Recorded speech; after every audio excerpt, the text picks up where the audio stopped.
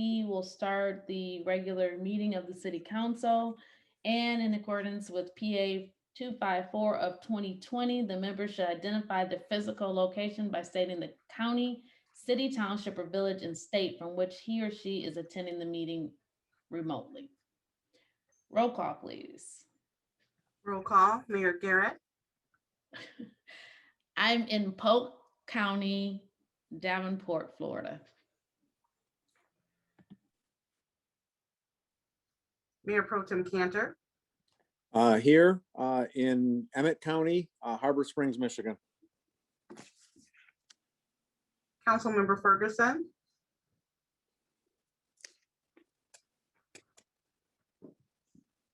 Lathrup Village, Oakland County, present. Councilmember Siddiqui, Here, Lathrup Village, Oakland County, Michigan. Councilmember Stallings. We did receive notification she was not going to be at the meeting. So Madam Mayor, you have a quorum. Thank you very much. Now I invite everyone in the audience to say the Pledge of Allegiance. I don't see a flag anywhere, so we'll just have to go with it, okay?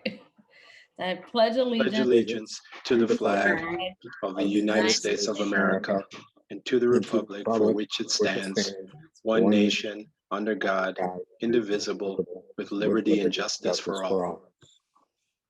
Thank you. I will, take a motion to excuse Councilwoman Stallings. I'll make a motion to excuse Councilwoman Stallings. Second, It's been moved in second. Roll call. Roll call, Mayor Pro Tem Cantor, Yes. Councilmember Ferguson, yes.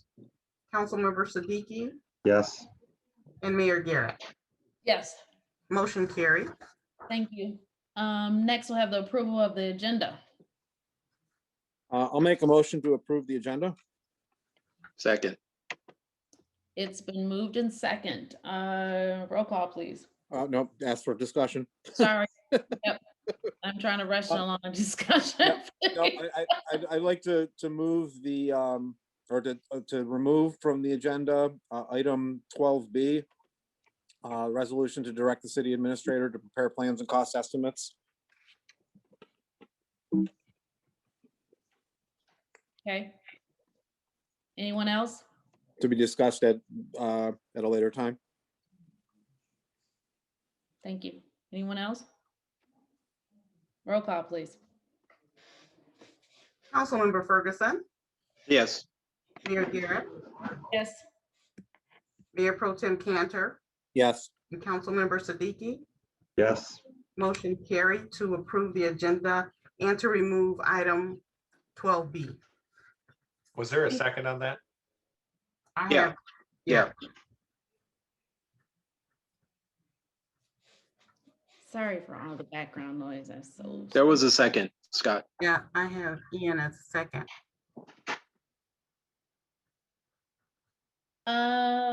Next, we have a presentation from our state representative, Kyra, I almost said Belden.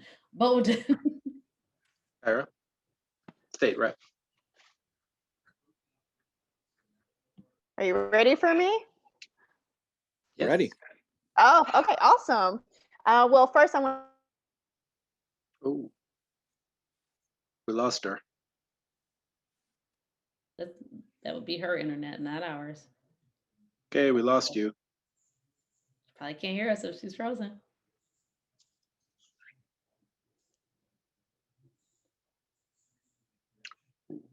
All right, so let's think here. I don't want to go into the zoning board of appeals because then I would have to come right back out of it once she unfreezes, right? So to say thank you. I'm almost. Right, do I need to start over? Sorry. Yeah, it might help if you unfortunately take the video off. I know I've noticed Okay. that that's been helping sometimes. I will do that. All right, start this over. So I was named House Democratic Assistant Leader for this term. I'm honored to have a leader. Ooh.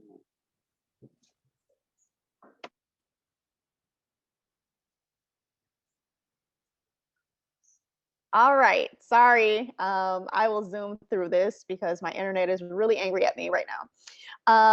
I was named to the following committees. I'm Democratic Vice Chair of the Joint Committee on Administrative Rules, the Insurance Committee, and Judiciary Committees.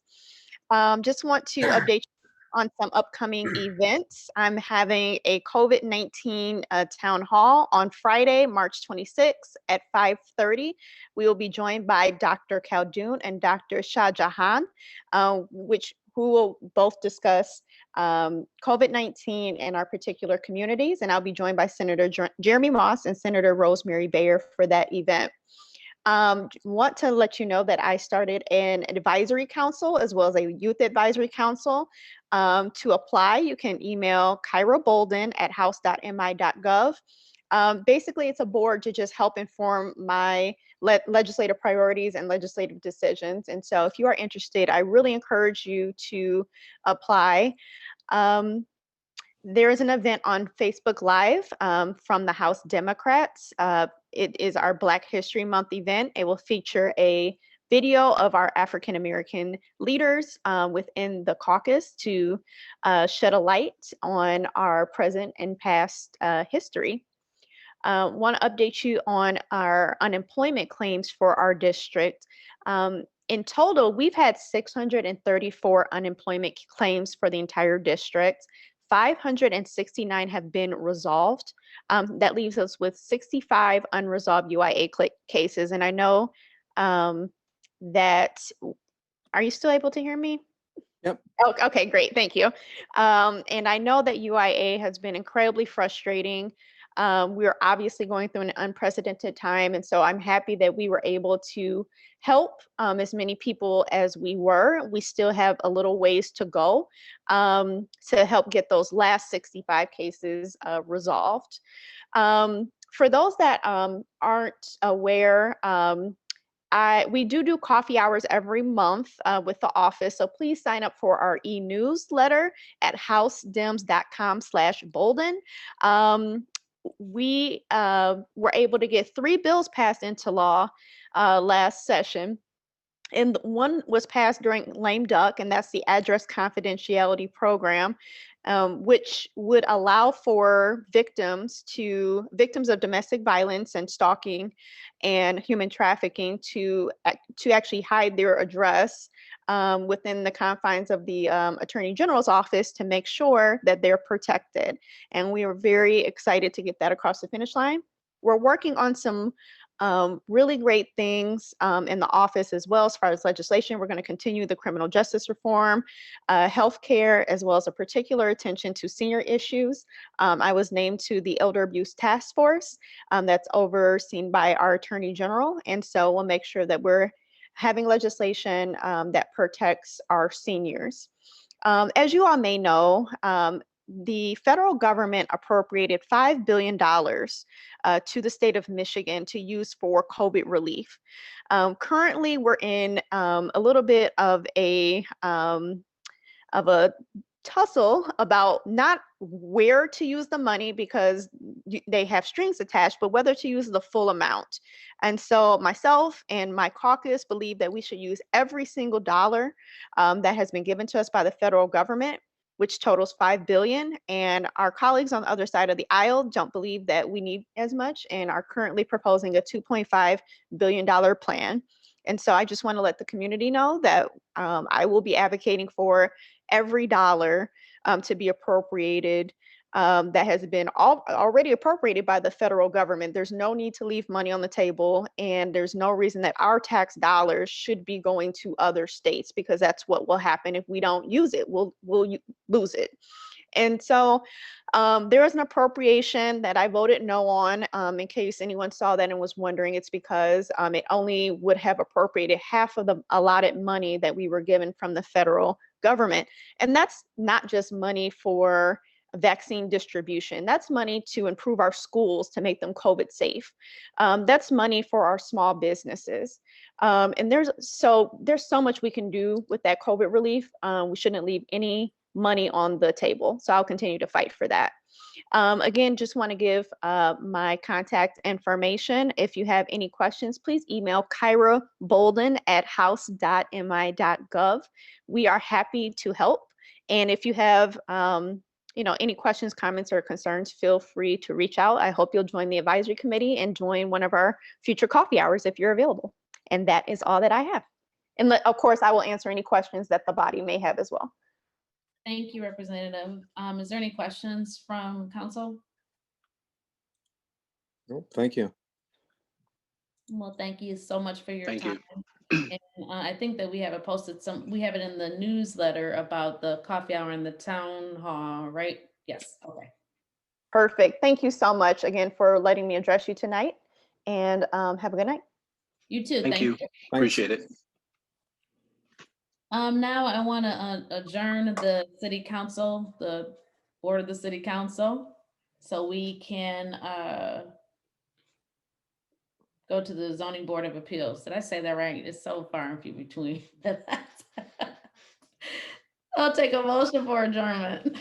I'll make a motion to adjourn. Second. Okay, so now calling to order the zoning board of appeals. Huh? Nope, sorry, We What? need a roll call, don't we? not for adjournments, not normally, but go ahead, Scott, you're the legal expert. No, I was just gonna say, you can adjourn the regular session and reconvene as zoning board of appeals in one motion. Okay, so I'll amend my motion. I'll make a motion to adjourn and reconvene as the Lathrup Village Zoning Board of Appeals. Second.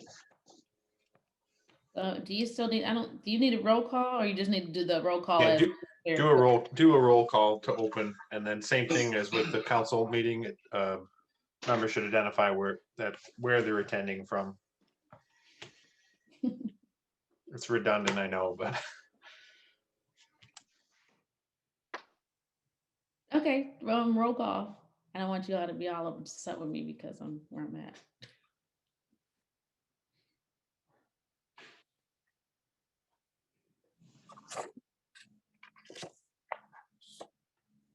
Madam Clerk?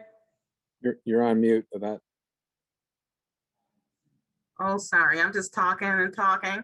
Okay, Mayor Garrett. I am in Polk County, Davenport, Florida, here. Davenport.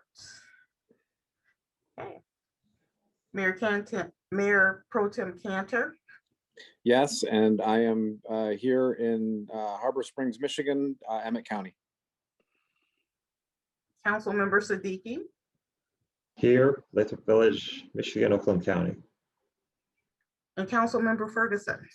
Present. Oakland County, Lathrop Village, Michigan. Madam Mayor, you have a quorum. Thank you very much. We need the approval of the minutes from June 22nd, 2020 and January 25th, 2021.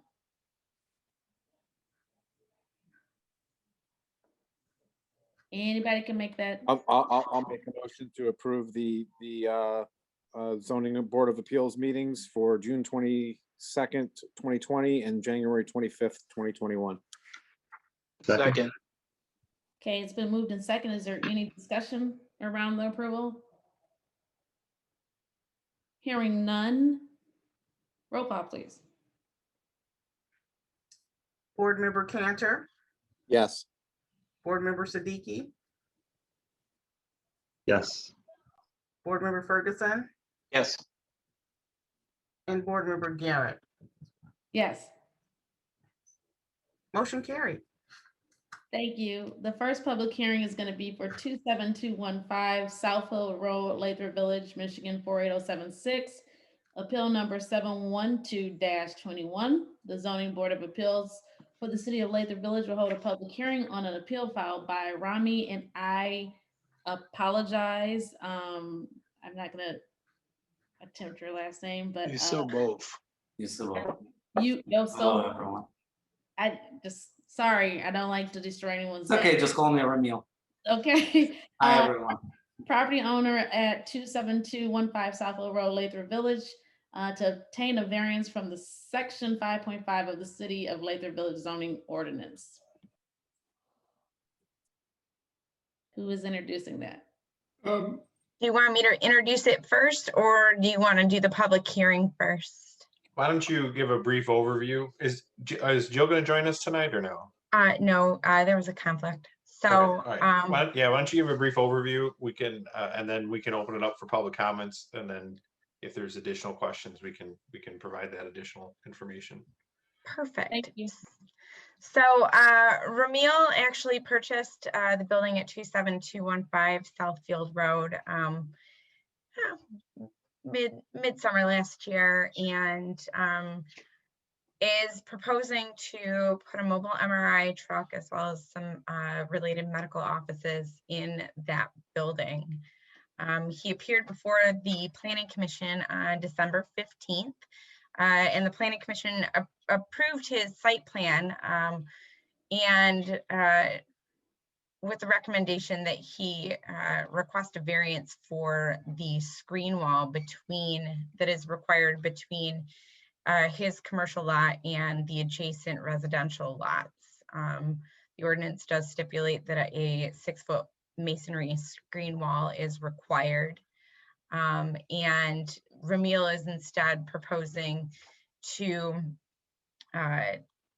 do fence with some additional vegetation. The building official is allowed to make some minor deviations to that wall.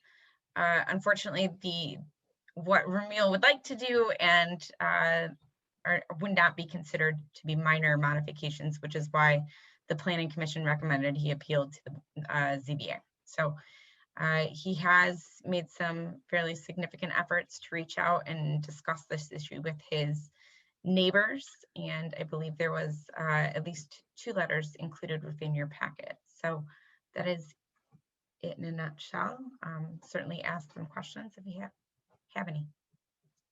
Thank you. At this time, we'll open public comment for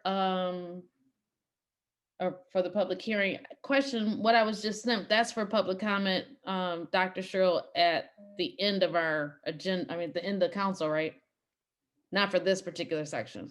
The public comment you just sent? Yes, that's for the regular agenda. Okay, I apologize for that. Okay. So the We public. can have maybe Lonnie start to present it, and then I can take over from there. Lonnie is our architect. Well, Ramil, we'll actually have you and Lonnie discuss once the public hearing is closed. Oh, okay. Thank you. Is there anyone in the audience that would like to speak at the public hearing?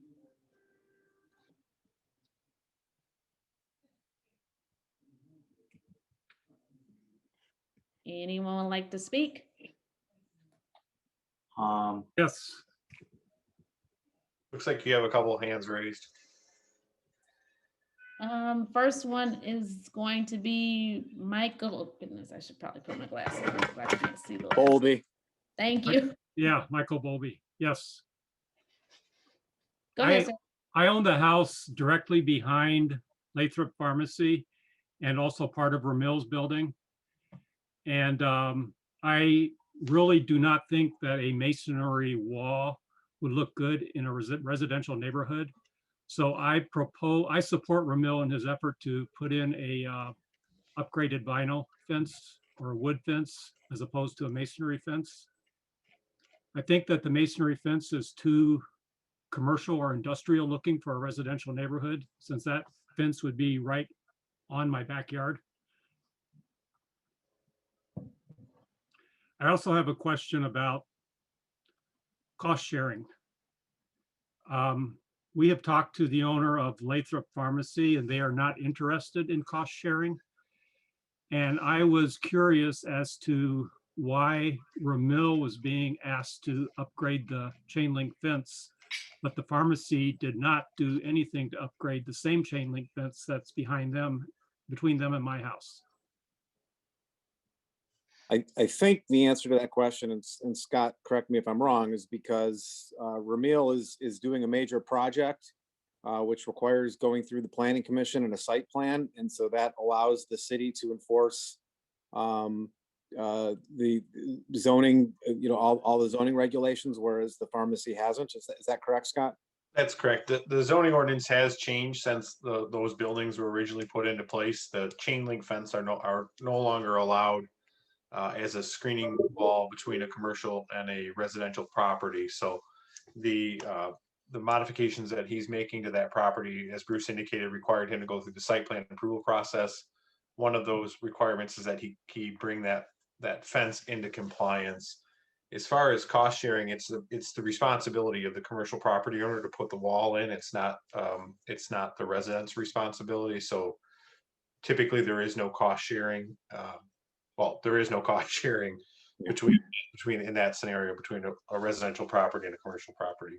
Yeah, so the Southfield pharmacy that's behind your house, Mike, they're legally non-conforming. If they were to ever to do a major remodel that required a site plan, then they would be required to bring that into compliance as well. Okay, then my issue is that my backyard at the end of Cambridge Street there is abutting against Ramil's property, half of it, and the other half against the pharmacy's property. So are you saying that the fence would go halfway down my backyard and stop? I would like the fence to be completely replaced. And I think that's in the best interest of the city and the commercial properties, and I'm willing to cost share, but I think that the pharmacy should also contribute since it's next to their property. I don't know if there's any mechanism to make that happen. Yeah, I don't believe there is. It would just be, Ramil would just be responsible for his property. And the city also owns property there. There's a grass alleyway. Is the city at all responsible for maintaining the fence that abuts its property, the grass alleyway? You're on mute, Scott. Again, the fence, the barrier between the residential and the commercial property is the financial responsibility of the commercial property. If the city's, that alleyway, my understanding is that alleyway is undeveloped. It's not currently paved. Right. If there have been improvements made to that alley, or it's being utilized for other than really, if it's just grass, the city should mow that. But if there's anything else in there or any other utilization of that, then that property owner needs to have a licensing agreement with the city for that use.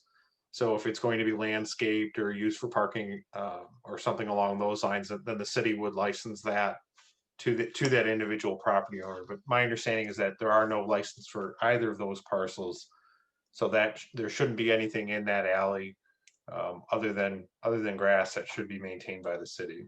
It is grass, but the city has not been mowing it. The city does not mow it at all. Okay, that's something the city should be taking care of. Cheryl, can you make sure that you just write the address down of where that's at? Unfortunately, the 3 minutes is up for you, Mr. Bowlby. I'm sorry. Bowlby. Bowlby. Sorry. No problem. Is there anyone else for the public hearing wants to make a comment? Do not see anyone else. Oh, wait, I'm not there's one, I'm sorry, there was someone in the chat. Yeah, I was looking at that also. I'm not sure if that's. That is Chris. I think, I'm sorry to interrupt. I think that's Chris, the other neighbor that's besides us. Christopher. But he already sent us his letter. So not sure, I think he's working, so I'm not sure if he's able to join. Yeah, his letter's in our packet. So the letter is in our packet, and I don't even think I can find it. Mr. Jones, I don't know if you're trying. I don't think that you're trying to actually come into the meeting, so I'll read your letter. But it's to whom it may concern. My name is Christopher Jones, and I'm the homeowner located at 18120 Sunnybrook Avenue. It is my understanding that there's a wall that has been proposed on my property line. I am writing to address my concerns and more than willing to schedule a visit to discuss. As it has been explained to me, city ordinances or ordinance which is being applied in the case of new ownership requires a solid barrier along the property line. If you review this carefully, you will notice this means the proposed wall will run from the sidewalk beyond my northern property line. I feel as though this creates several inconveniences for me as a homeowner. My primary concerns are as follows: obstruction of view when backing out my driveway, which is less than 30 feet from the property line, the safety risk of having a complete blind spot running the length of my property, and is an ugly wall that was not there when purchased, sorry, is an ugly wall that was not there when purchased my property going to impact the value of my property. I am more than willing to allow a fence to be erected, replacing the current chain fence. The owners of the commercial property and myself have already discussed building a privacy fence together, but I do not want the fence running any further, nor do I think it makes business sense for the owners or aesthetic sense for my street to run a wall to the sidewalk. The idea is gaudy, provides no benefit to me as a homeowner, and as a Lathrop Village taxpayer, I think my voice should be considered in the decision-making process of what impacts my immediate surroundings. Thank you. Any other comments?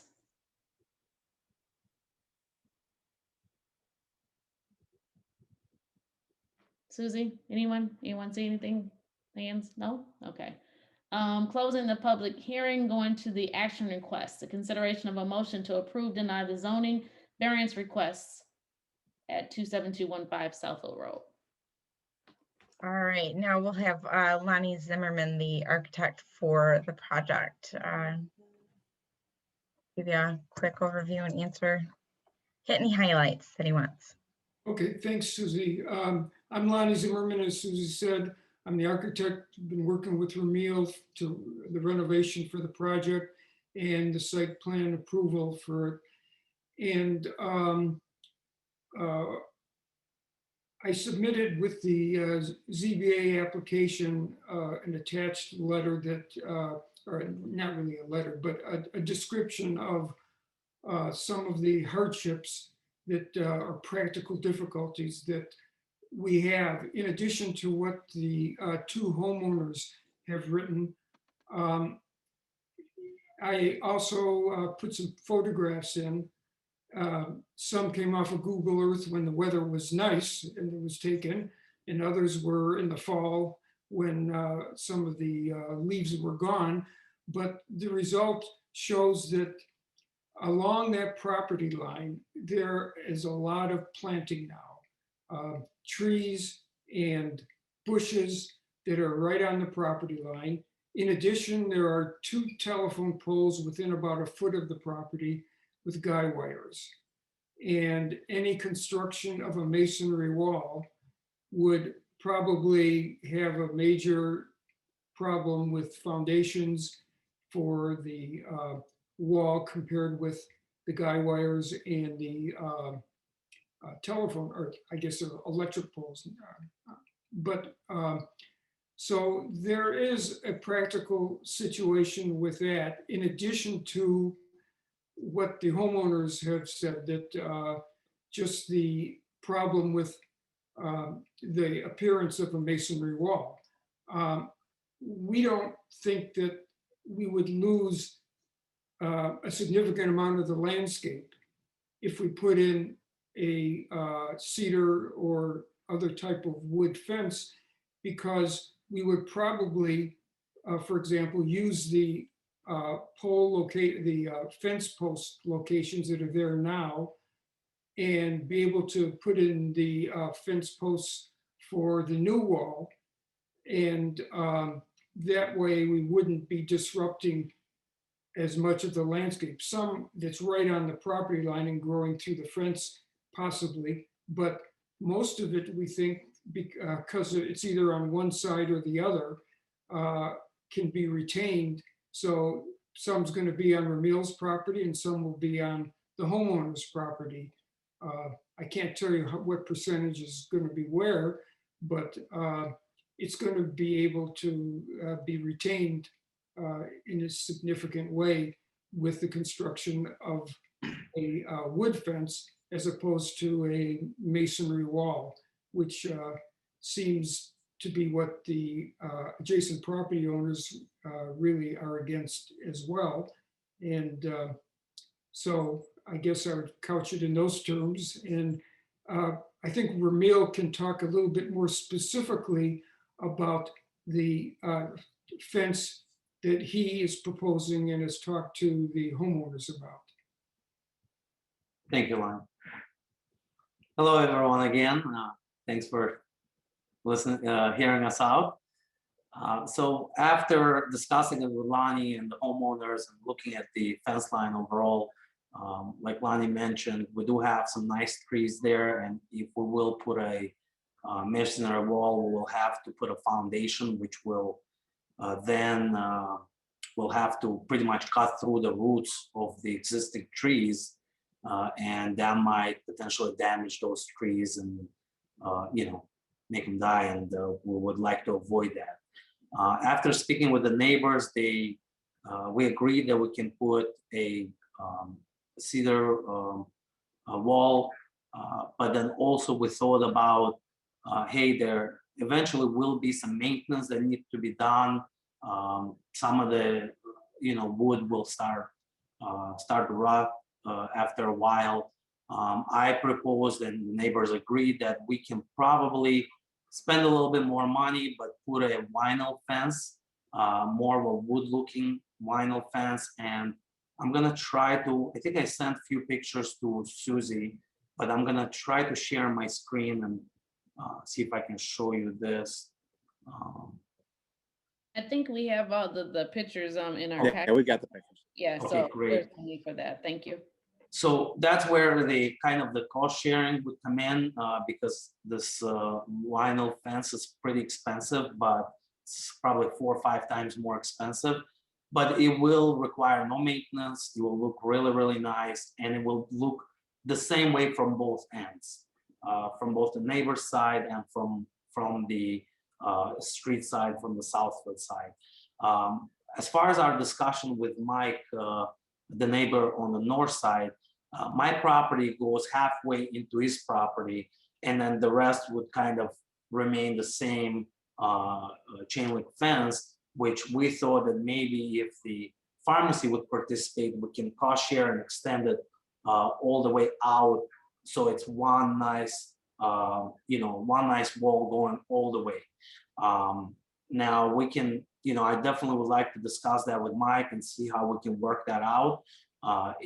If the city is okay, we would like to go all the way, but for this particular meeting, it's only regarding the fence line of my property.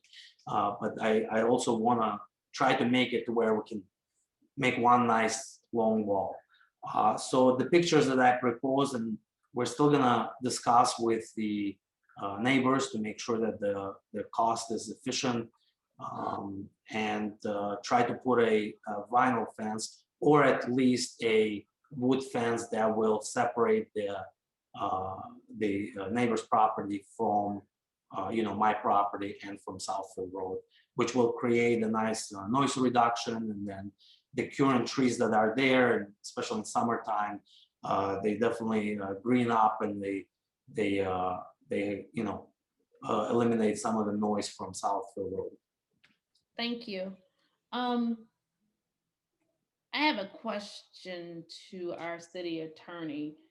By approving the zoning variance, that is actually allowing, this is in the form of a question, is that allowing the business owner to erect any kind of fence, or is this going to be specific? I mean, I'm reading, following, but got lost somewhere.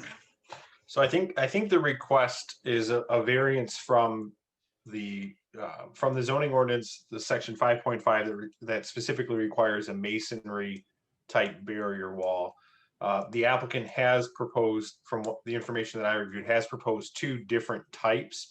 I think it's if ZBA were to find that there was a practical difficulty and a hardship, that would justify a variance, I think they could specify which material they wanted to see allowed. Again, that would be up to the ZBA to make that determination if they feel that the standards have been met. And just, there was just why I got everyone's attention.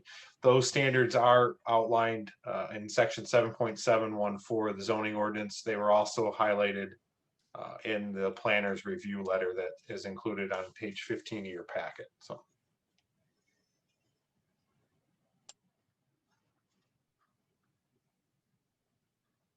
Okay, well, I'll go ahead and make a motion. I'm gonna make a motion to approve the zoning variance request of Rami Rami, the property owner at 27215 Lathrup Village Road, to void the masonry requirement in place of a wood-looking vinyl fence. Yeah, so that's my motion, and I can explain why once we get into the discussion. Second. Okay, it's been moved in second. Yeah, okay. Yep. Yeah, so Mr. Bowlby indicated that, you know, it's a very residential looking alleyway, and I'm obviously familiar with it because I do live in that general vicinity. It is very residential in that there's the alleyway is a 20-foot grassed alleyway that's very heavily treed, and has a very residential look to it, as Mr. Bowlby indicated.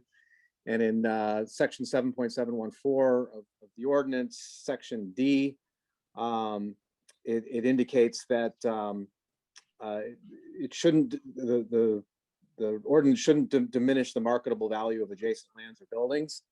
And I think if you take a, you know, heavily greenery area that's heavily treed and grassed, and you know, where you have a natural border between the public alleyway and the business, and you replace it with a masonry wall, I agree with Mr. Bowlby that it would diminish the marketable value of his property. So I'm proposing under the ordinance under section D, and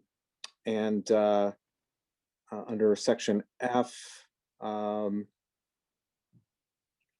What was my question? Well, I'll just keep it at section D for right now.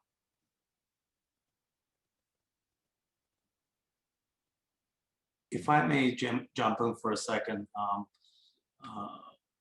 at this point, I would like to ask if it's possible to keep the fence the way it is once we're able to discuss with the neighbors and come up with a good, you know, good way of doing this. I'll modify my motion to have say a fencing commensurate with city standards or better. And I think that would need to be reseconded. Second. So I feel like I'm following, I've read, and I'm lost. I don't know why I'm not comprehending anything today.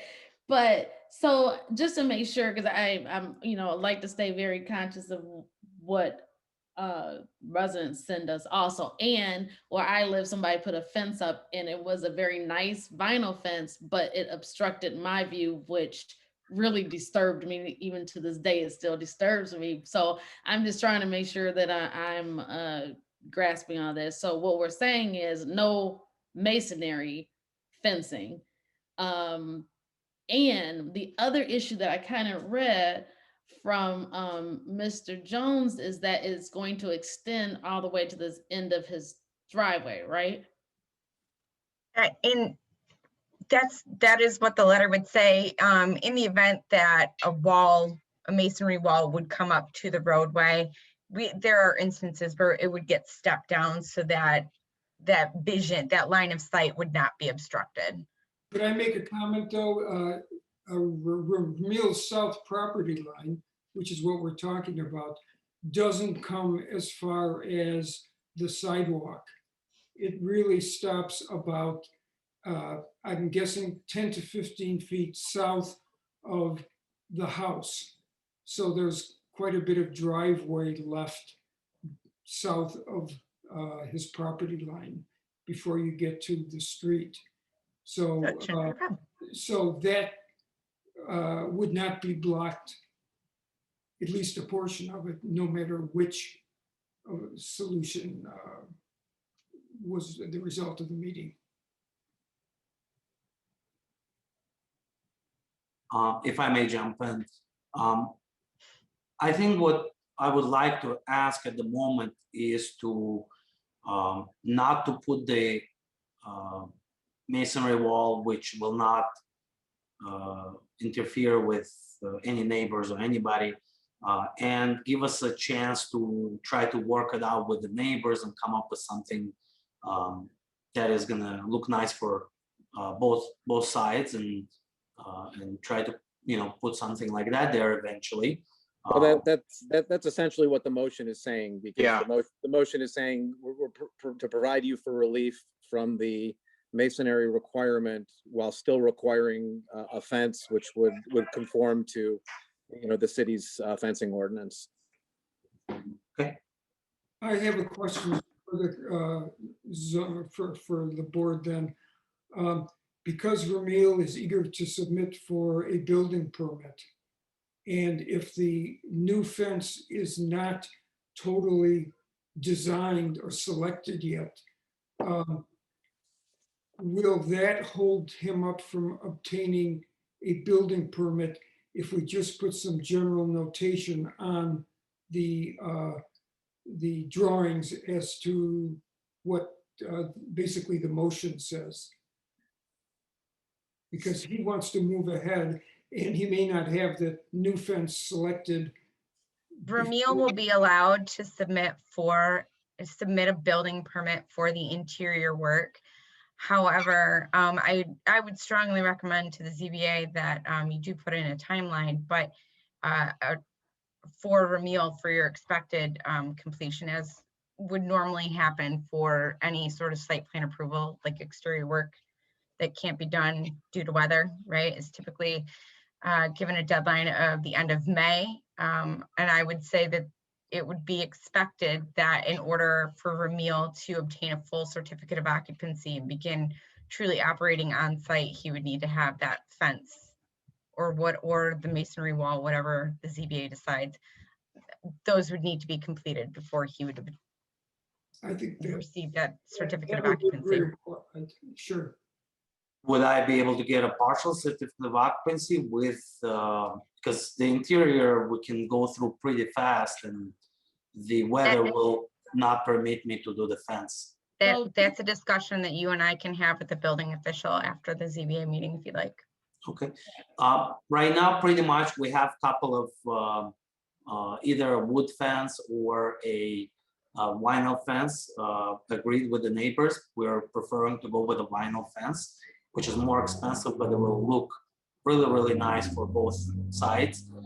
So those are our two options. If you The motion is for a vinyl fence. Right, No, Not wood. not.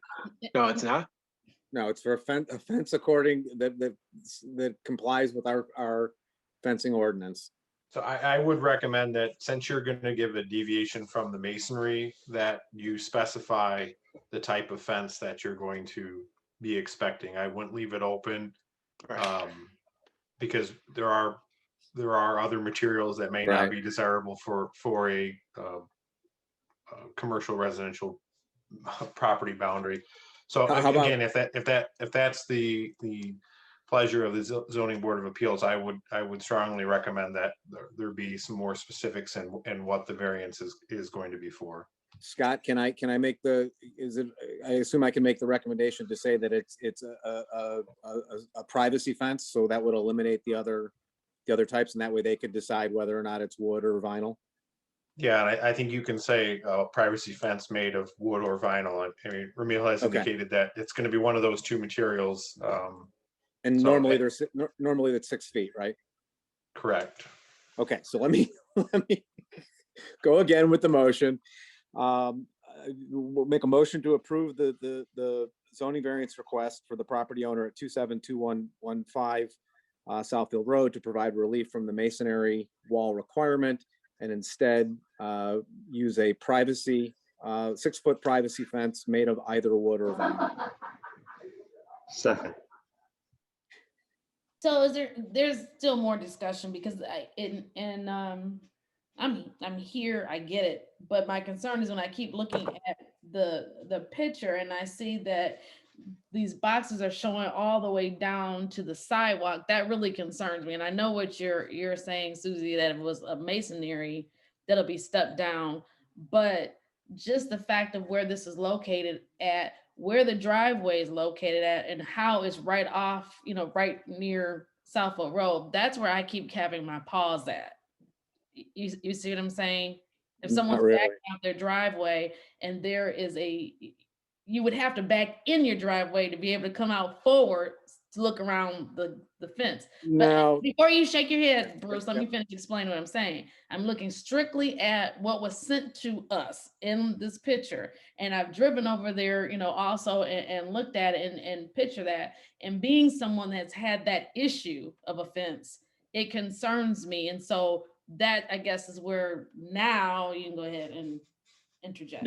Yeah, I was just going to say that, he's got the approach and the sidewalk, and then it's a clear view there. And then if the fence does go all the way down to where his driveway ends, it can be stepped. Regular fence can be stepped down as well to provide the required visual.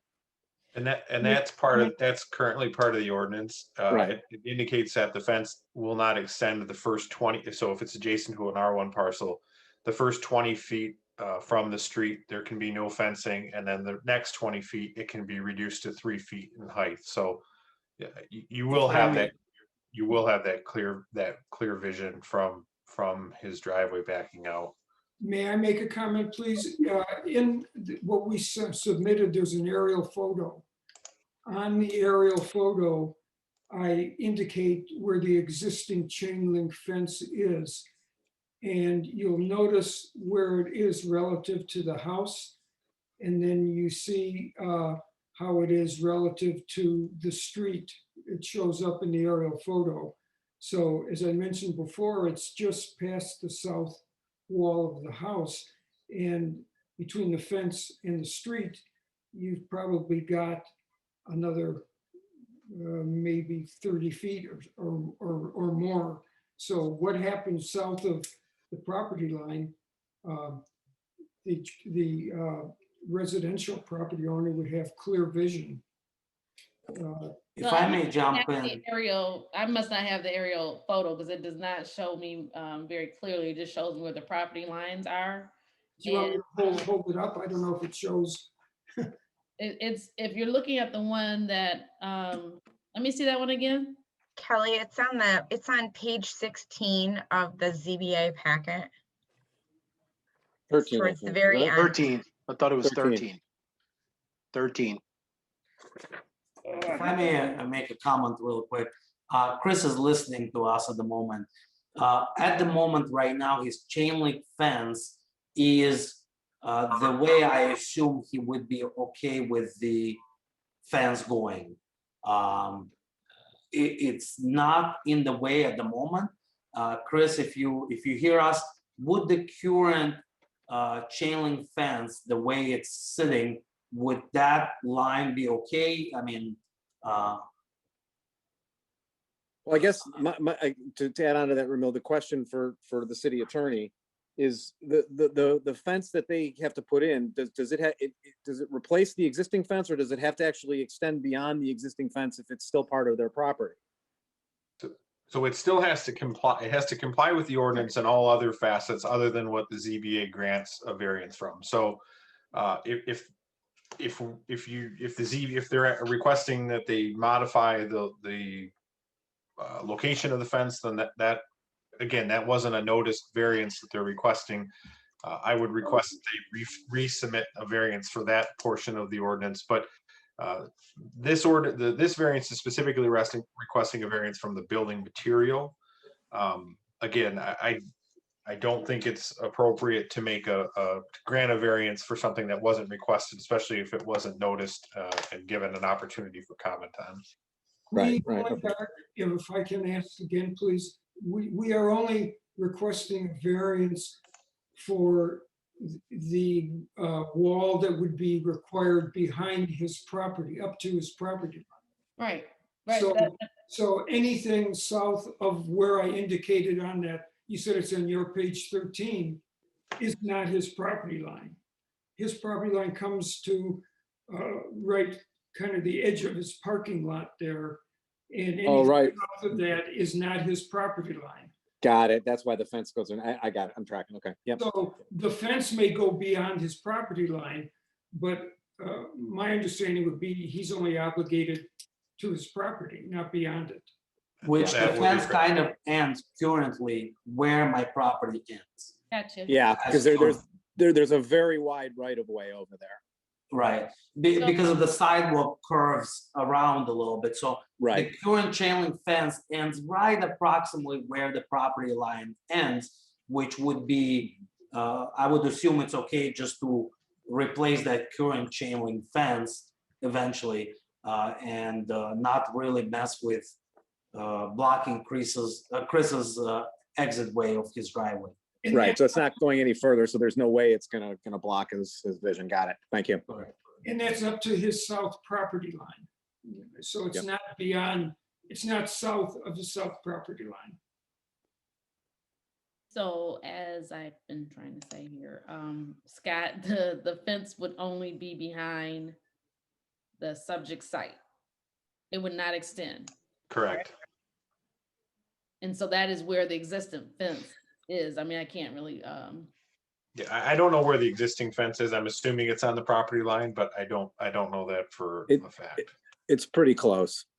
Might be a foot plus or. but you're saying that my question is that the existing fence is the same length as what we're talking about though. That's what I'm asking, because that's what Chris is asking also. Correct. And- Chris didn't want it to go Yes and no, beyond. is this what we're Right. gonna stick with right now? I'm trying to ask only yes and no questions.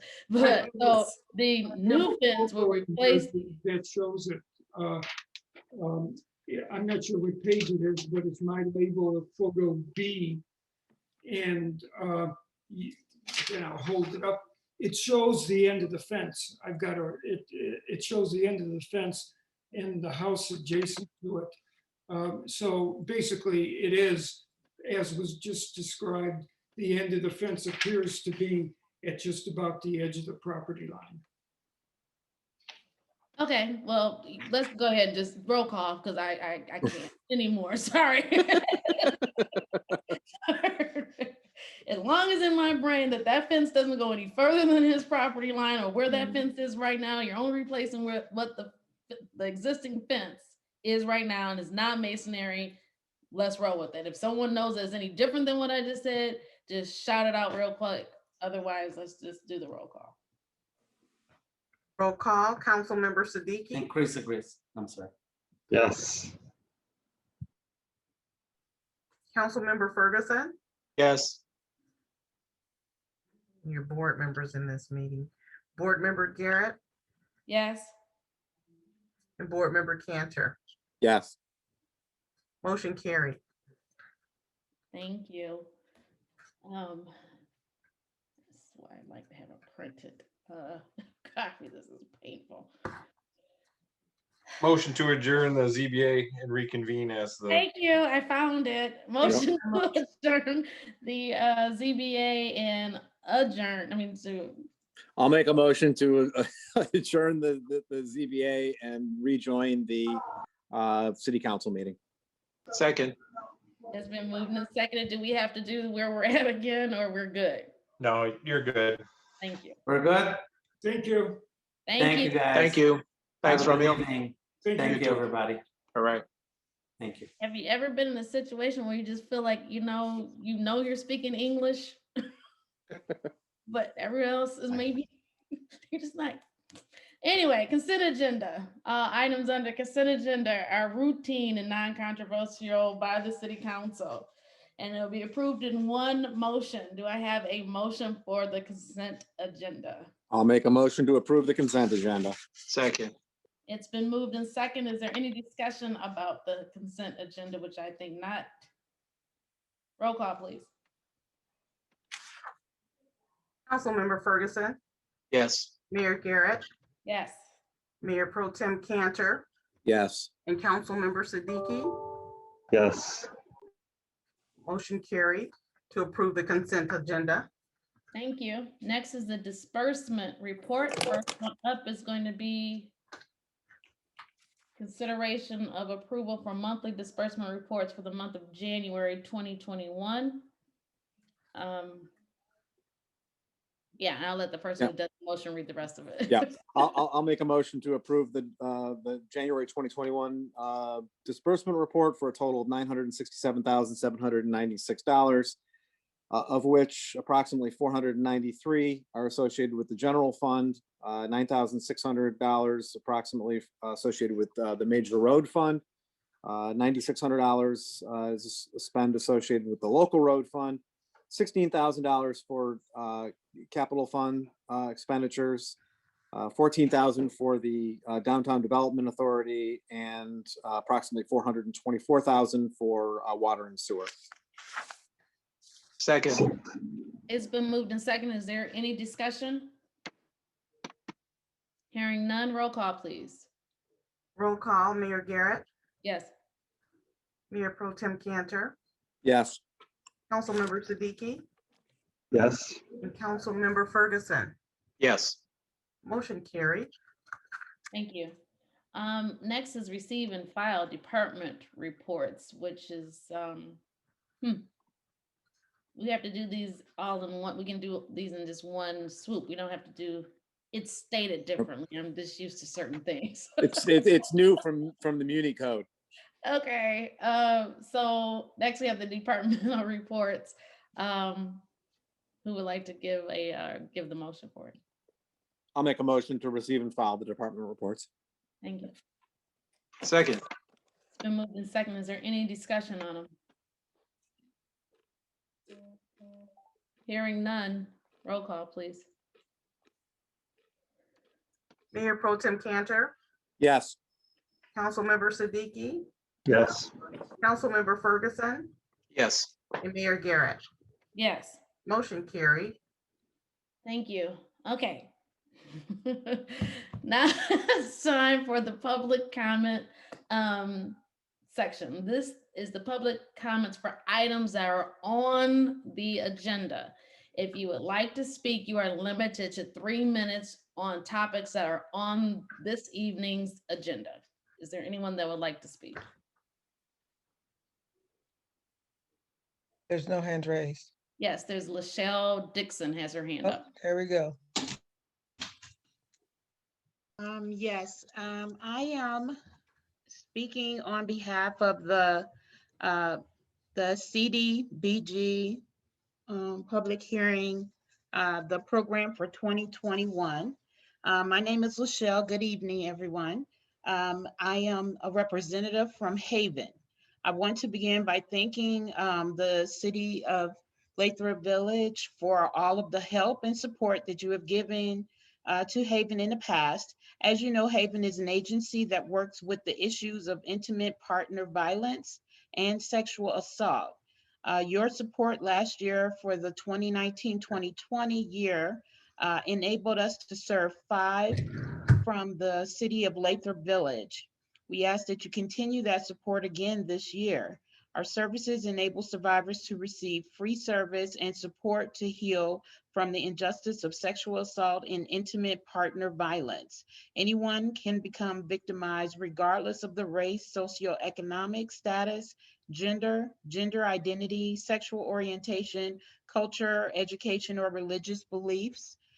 Most people know we provide emergency shelter to these fleeing deadly situations, but we do so much more to help survivors heal through individual and group counseling, legal advocacy, PPO assistance and safety, compassionate forensic exams.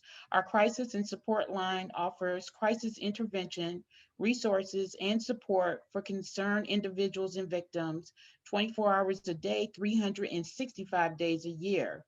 Haven is especially proud of the growth of our community resource program. This program links survivors back to their communities. with assistance on housing, jobs, finances, and more. Recently, Haven was awarded a federal grant to fund our first ever transitional housing program. This program will provide low-cost transitional housing and supportive services to survivors for up to 24 months. The program will address a critical service gap at Haven, where survivors often struggle with steps between their exit from emergency residential shelter and successful obtainment of permanent housing. The end of the cycle of violence. We must set up our survivors for success, and your support will help us do just that. However, we understand that you, like us, have limited resources and unlimited needs in your community. If you were, well, basically, I just wanted to say, I want to thank you for listening to us at this moment. And if you have any questions, I would be more than happy to answer them at this time. Thank you. Is there any other public comments? I see one more.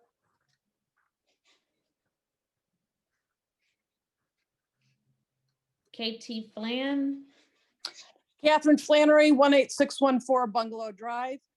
My comment would be that I do not approve of the new infrastructure for the water system.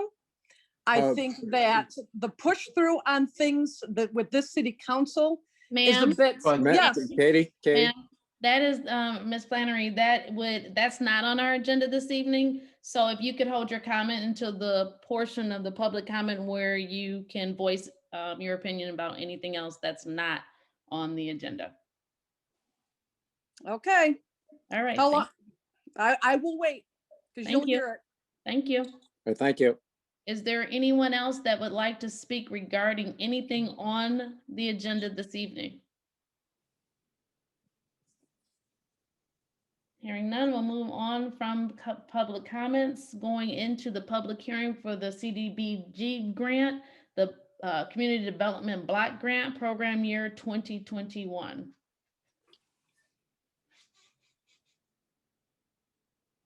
Anyone gonna? Dr. Cheryl, someone kind of introduce? No? Okay. Well, this is for the funding. This is the public hearing portion. Correct. Okay, so this is for our annual appropriation or request for appropriation for the Community Development Block Grant for this year. That amount is $7,000. If you recall, I think the last 2 years it was approximately 7,000, and one I think it was 7,157. And we reprogrammed those dollars towards the reimbursement for the recreation vehicle that's used primarily, will be when we can gather again in a vehicle for senior transportation. And I don't recall, since I've been here, that we've allocated the funds for Haven. I know we've received the request, but we use it locally for our senior programming. So we did do that before. I can't remember. Is there anyone that would like to speak on during this public hearing? Anyone that would like to speak during the public hearing? Okay, well, let's go right into our action requests. First up for consideration of approval is a motion to adopt a resolution for the use of the 2021 Community Development Block Grant. I'll make a motion to adopt the attached resolution for the 2021 CDBG funds. Second. It's been moved in second. Is there any discussion? Hearing none, roll call, please. Roll call. Councilmember Ferguson, Yes. Mayor Garrett, Yes. Mayor Pro Tem Cantor, Yes. Councilmember Siddiqui, Yes. motion carried. Thank you. Action item B was taken off of the agenda, right? Right. Okay. So next is the acceptance of the is this one too? No, see, sorry, consideration of approval for the acceptance of 2021 pavement reconstruction program bid and award of contract to Asphalt Specialists, Inc. Mayor and council members, this is relative to the street improvement bond funding, and we have received the 6 bids. And the lowest bid was for asphalt. Yeah. Asphalt specialist, and it was in the amount of $1,167,339.75. We're anticipating the work will begin on or around May 3rd. As mentioned in the study session, it covers approximately 2 miles of local roads, including segments of Cambridge, Sunnybrook, Bungalow, Santa Barbara South, Sunset, Avila, Santa Rosa, San Jose rather, Glenwood West, Wiltshire, and Alhambra. Thank you. Do you have a motion? Yeah, hang on, I'm trying to get to. You don't have to be the only person that makes the motions, you know. Yeah, I know. I was hoping somebody else would make one while I'm looking for That's what I was kind of, throwing out there. Thank you. The suggested motions on the bottom of page 117 in your packet.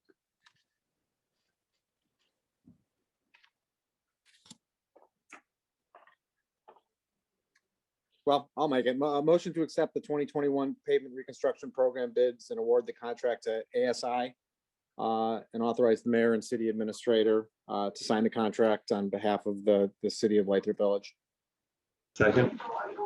It's been moved and second. Is there any discussion? Yeah, just one, two things I'd like to add.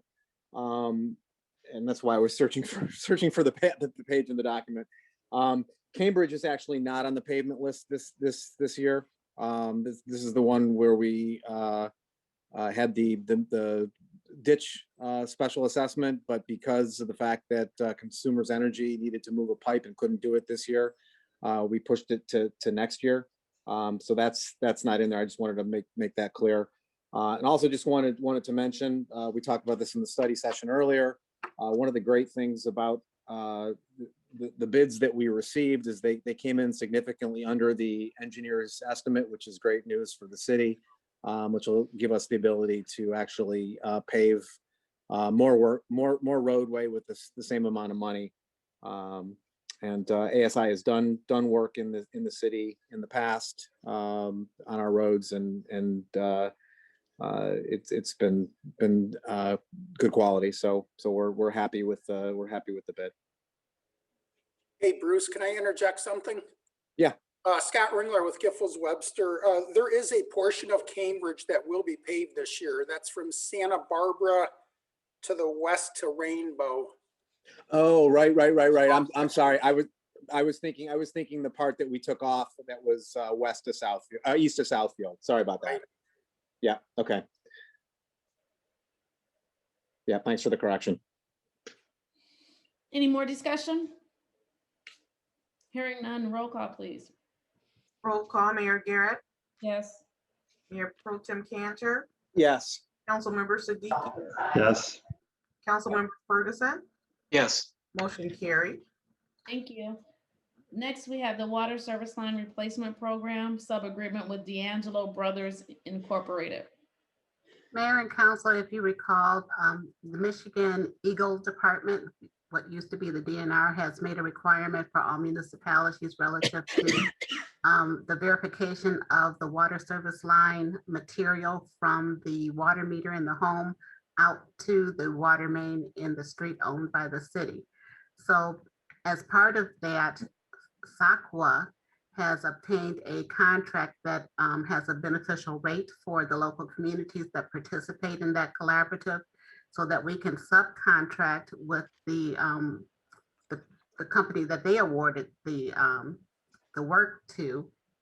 And that is spelled out in the amended memo that I sent to you. Scott Ringler, our engineer, has estimated that the cost of the service line replacement from the meter to the stop box is about $4,650. On the public side, from the stop box to the water main, is about $3,505.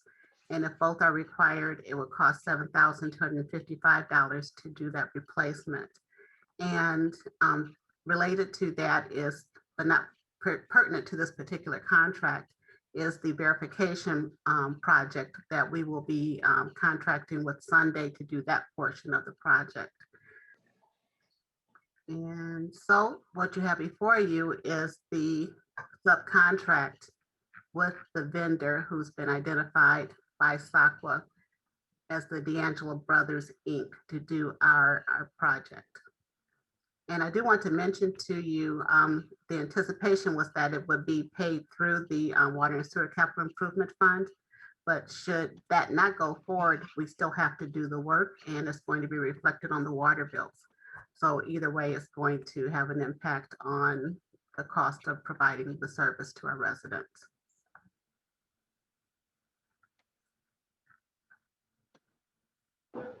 Make a motion. Yeah. Go for it, Salim. I'll make a motion to approve the water service replacement program and SACWA sub-agreement with D'Angelo Brothers, Inc. as part of the Water and Sewer Capital Improvement Bond Project. Authorizing the mayor and or city administrator to sign the agreement and related documents on behalf of the city of Lathrup Village. Second. It's been moved in second. Is there any discussion around it?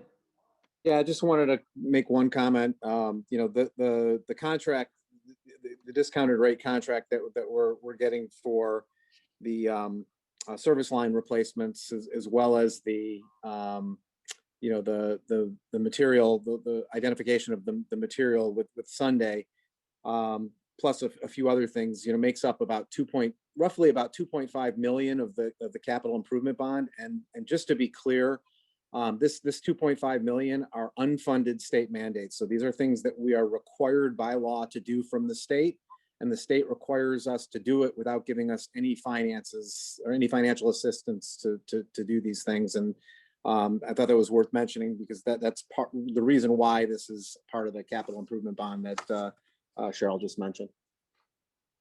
Thank you. Any other discussion? Hearing none. Roll call, please.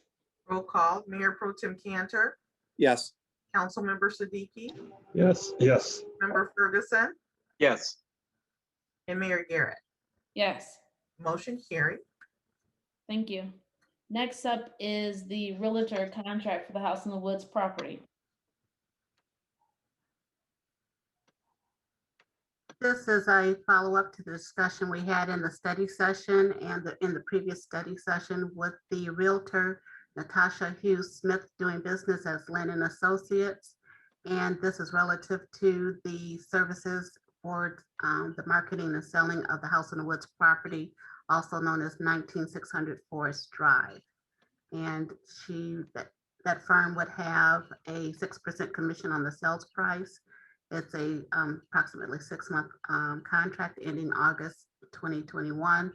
There is a $500 fee for the listing of the property that's paid at the point of sale. And we have the ability to terminate the agreement with 7 days notice or immediately for costs. Thank you. All right. I'll make a motion to approve the independent contractor agreement for the real estate services with Natasha Hughes Smith, DB&A Lynn and Associates for the property at 19600 Forest Drive, Lathrop Village, Michigan, 48076, AKA House in the Woods property, and authorize the mayor and or city administrator to sign the agreement and related documents. Second. It's been moved in second. Can you do a roll call, please? Yes, roll call. Councilmember Siddiqui, Yes. Councilmember Ferguson, Yes. Mayor Garrett, Yes. and Mayor Pro Tem Cantor. Yes. Motion carried. Thank you. Next is the intergovernmental agreement for lockup services between City of Berkeley and City of Lathrop Village. Mayor and council members, this is the contract renewal that we have with the City of Berkeley for those jail services. The last one began on 2018. It was for 3 years. There was a 1-year extension. This one will be for the 3 years, and the contracted rate of $100 per prisoner remains the same. Thank you. I'll make a motion for renewal of the intergovernmental agreement for lockup service between City of Berkeley and the city of Lathrop Village, and authorize the mayor and or city administrator to sign the agreement and related documents on behalf of the city of Lathrop Village. Second. It's been moved and seconded. Roll call. I mean, is there a discussion? Any discussion? Hearing none. Roll call, please. Roll call, Councilmember Ferguson, Yes. Mayor Garrett, Yes. Mayor Pro Tem Cantor, Yes. and Councilmember Siddiqui. Yes. Motion carried. Thank you very much. Next, we have the fiscal year 2021-22 budget amendment for the Downtown Development Authority, the DDA. Miss Susie, or no? Pam? Sure. I'll take it away. January 15th, the DDA approved a series of budget amendments surrounding staff reorganization and cost share items identified in the cost share agreement that was also approved at that meeting. So these budget amendments reflect those changes. Thank you. I have one comment. It should be 2020, 2021 fiscal year. Yes. Okay. Man, I got a typo? Darn it. I did. All right, I make a motion to approve the fiscal year 2020-2021 budget amendment for the DDA as presented. Second. Been moved and second. Is there any further discussion or discussion period? Hearing none. Roll call, please. Roll call, Mayor Garrett, Yes. Mayor Pro Tem Cantor, Yes. Councilmember Siddiqui, Yes. and Councilmember Ferguson. Yes. Motion carried. Thank you. Next is the restaurant relief interlocal agreement with Oakland County. This is another DDA thing. As part of Oakland County's restaurant relief grant program that targeted specifically the restaurants in Oakland County, this agreement is required for us to get the funds as dispersed, and the city was awarded $34,295 that will be distributed in the form of reimbursements to 6 eligible restaurants. We've also will be getting some patio heaters to help supplement the heat at our Fireside Fridays, which is sort of our answer to the social district since our corridor is not set up in the traditional downtown form. And that'll also allow us to get some hand sanitizing stations to be installed at Municipal Park near the playground and again at the pavilion. So, and finally, we are going to be partnering with Giffords, and we're hoping to design patio spaces, outdoor dining spaces for these restaurants should they be interested. And this is, like I said, a requirement of the county that council takes action to designate me or Cheryl as the signator. Thank you. All right. I'll make a motion to approve the restaurant relief interlocal agreement with Oakland County, authorizing the mayor and or Susie Steck, Director of Community and Economic Development, to sign the agreement and related documents on behalf of the city of Lathrop Village. Second. It's been moved and second. Is there any discussion? Hearing none. Roll call, please. Roll call, Mayor Pro Tem Cantor, Yes. Councilmember Siddiqui, Yes. Councilmember Ferguson, Yes. and Mayor Garrett. Yes. Motion carried. Thank you. Next, your town publication ad policy and rates. Thank you. If you recall, in the previous budget, I had suggested that we reduce the number of publications of the Your Town magazine that goes to every household. And there was considerable pushback on that. So we are keeping to the 4 editions a year. We are trying to streamline it as well as trying to find less expensive ways to produce it. But one of the other suggestions was that we offer the opportunity for people to place ads in the Your Town. And so what you have before you is the policy and the suggested rates in order to do that. the staff would maintain editorial control so that we could determine if it's appropriate and how many ads we would have in the magazine, as well as we would not permit political campaigns or candidates to have advertisements or anything that was featuring the use or distribution of alcohol or cannabis products. And another note is that we would extend to our community organizations who are 501c3 organizations a 10% rate discount. Thank you. I make a motion to approve the Your Town publication ad policy and rates as attached. Second. It's been moved in second. Is there any discussion? Yeah, just one question. Is tobacco included in that no advertisement policy? I hadn't considered it, but I gladly would add it. Okay, that would be tobacco and or vaping products. Maybe we should expand it a little bit. Okay. And maybe alcohol. Oh, That's yeah, she fair. said that already. Oh, I'm sorry. Yeah. Yep, Oh, alcohol or I just heard cannabis, sorry. yep. Okay. Okay, thank you. Thanks again. Any further discussion? Hearing none, roll call, please. Roll call, Councilmember Siddiqui, Yes. Councilmember Ferguson, Yes, Mayor Garrett, Yes. and Mayor Pro Tem Cantor. Yes. Motion carried. Thank you. Next is the fiscal year 2021-22 budget calendar and goal setting session. So these are the dates that are proposed for us to discuss the budget this year. Yes, and these were presented initially at one of your study sessions.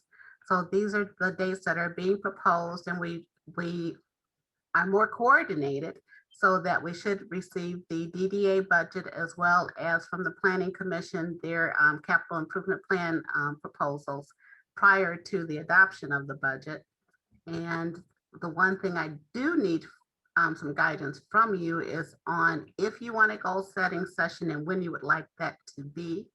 So the date that I had included in the calendar is March 15th, but you can let me know if it's a different date or even if it's a Saturday so that we can go ahead and get that scheduled. March 15th is one of our, It's a council meeting, isn't it? meeting, Yeah. right? Yeah. yep. But that's gonna be where you're gonna have the study session and a meeting, so we would be limited on the discussion for an hour. Unless you started earlier. Right. Just making clarification of that one.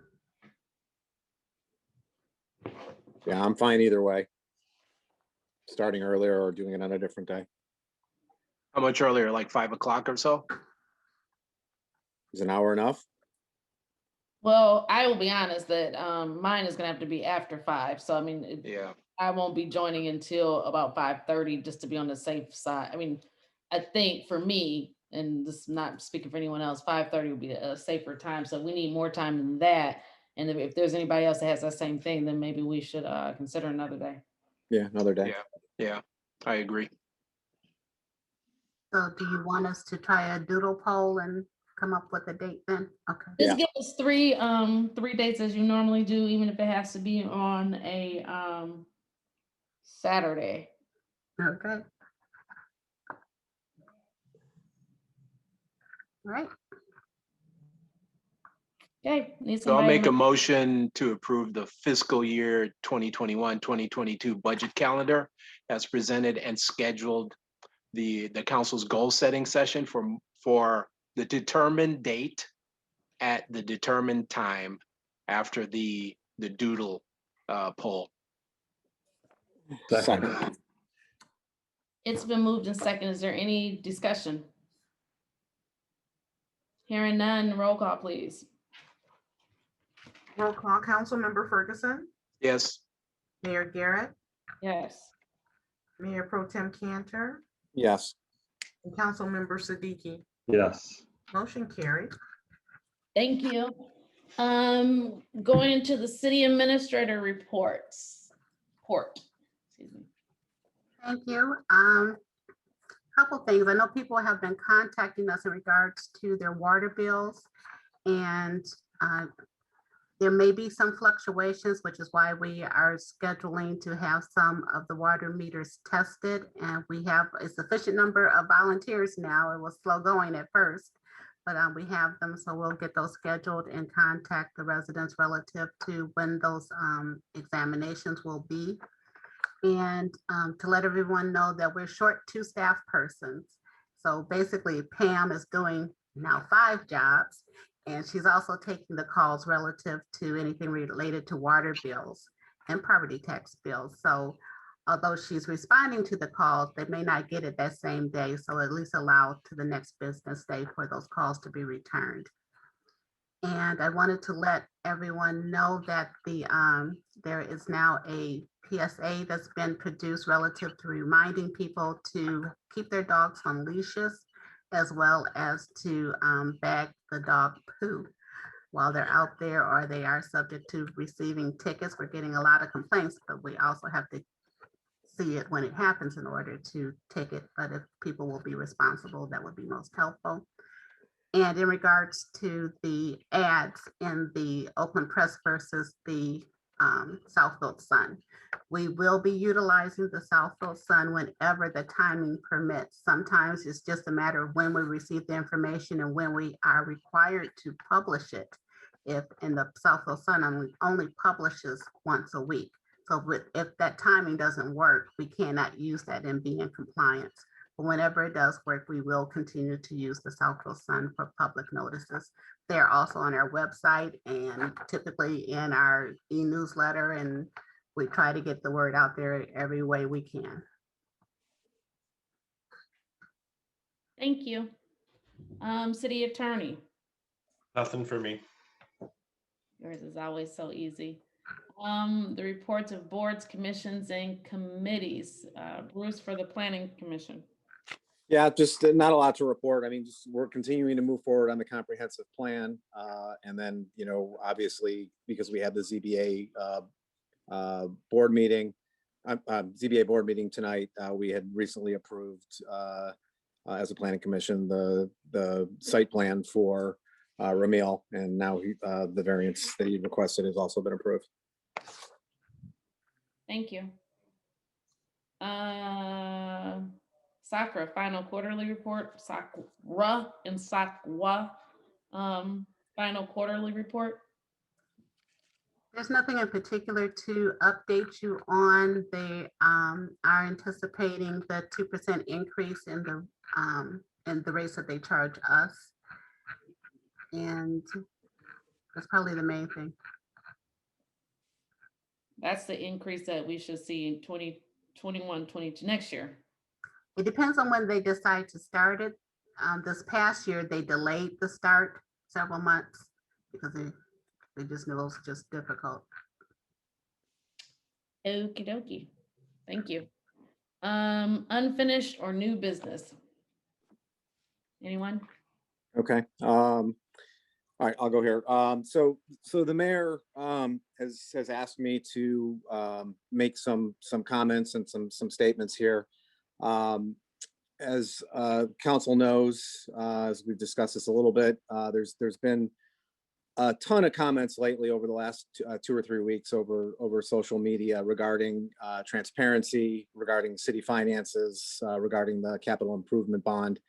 A lot of the information that's been out there is incorrect, or in some instances it's factual, but it's been misinterpreted or distorted to make an argument. And as a result, we have a lot of riled up residents, and you know, the temperature is rising. So the mayor again has asked me to take about 10 minutes to discuss some of the things that we've noticed online, and talk about them.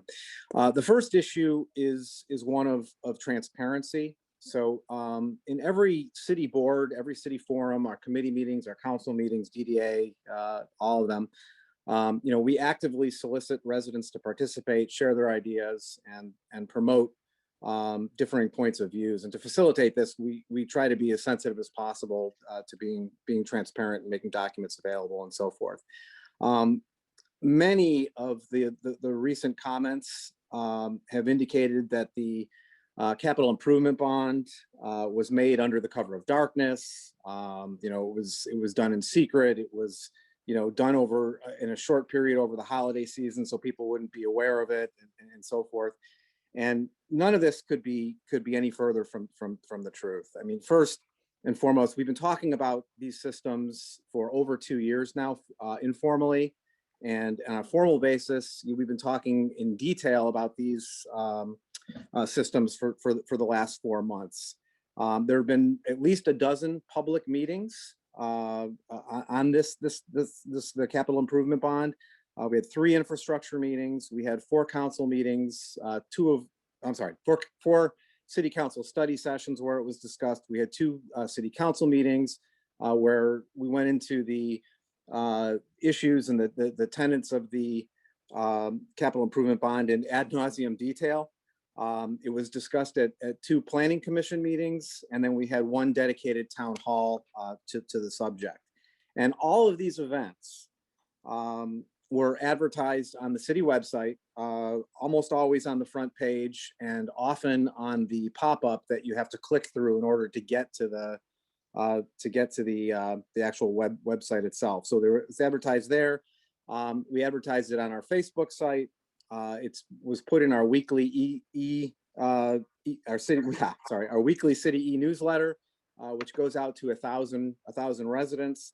It's put out on the villagers Facebook page and so forth. And then in addition to all those opportunities, to become engaged and learn about the proposal, we posted all the videos from those meetings on Facebook, on YouTube. And for those residents that don't have access to the internet, we put them on public access TV, where a lot of those meetings are shown 5 times a day. So to give residents ample opportunity to keep engaged and find out what's going on. And lastly, all the documents from all those meetings are available to any resident who walks up to the counter at City Hall at any time. So short of taking people by hand and bringing them to the meetings, we're not really sure how we could have been more transparent during the last 4 months during this particular process.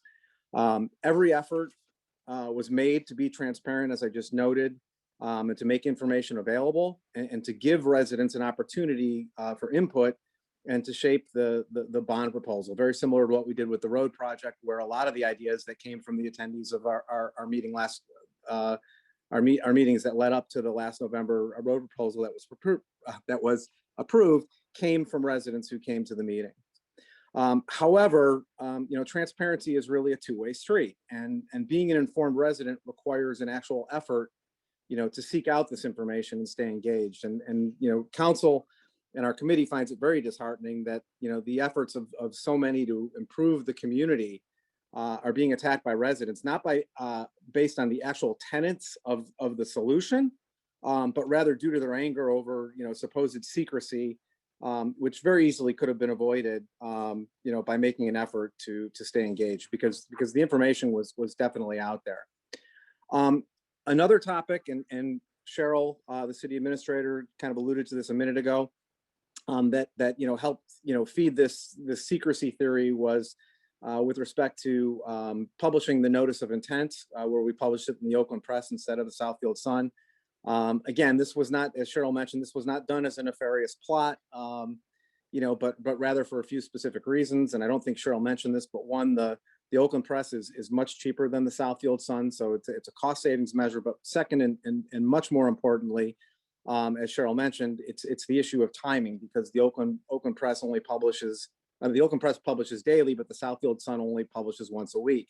So the Oakland Press is much more flexible to meet our legal posting timing requirements. If we miss, as Cheryl said, if we miss the Sun's deadline, we have to wait, for a full week before we can post again. And unfortunately, it doesn't always, the rate at which we move doesn't always meet the requirements of the Southfield Sun. And in fact, the ZBA meeting that we had earlier today was an example of that, where we posted in the Oakland Press. And as our attorney indicated in the study session, he's been here, I think he said 8 or 10 years or something like that. I don't remember what the time frame, but since he's been here, we've always used the Oakland Press because of this reason. So the Oakland Press and publishing the notice of intent, is a legal requirement that is posted in the newspaper. But as I said earlier, there were at least a dozen other opportunities for people to learn about the capital improvement bond, other than the official posting.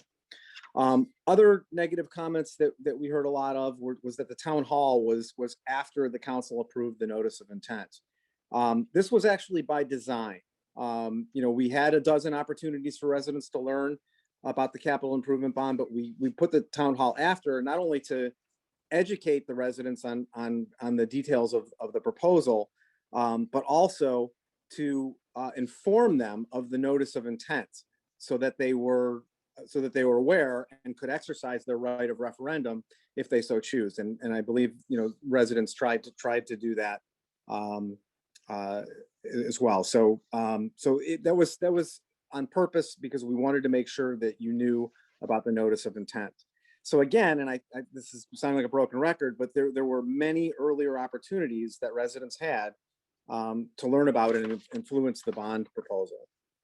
And then the last thing I just want to mention about the bond proposal, the only comments that we heard that were critical of the proposal itself was that it wasn't taking a coordinated, holistic approach. And if you took the time to read the document or attend the town hall or watch it on video, you know that's just simply not true. I mean, this is exactly why we put all of the water-related projects and all the sewer-related project into one single project, so that we could take a very coordinated approach towards solving these problems, an approach that will ensure that residents are disrupted as little as possible, and it will ensure that we don't have to do rework, where systems are adjacent to one another. And it also ensures that we have the lowest cost possible. And a great example of that is when we talk about this summer's road paving. So those streets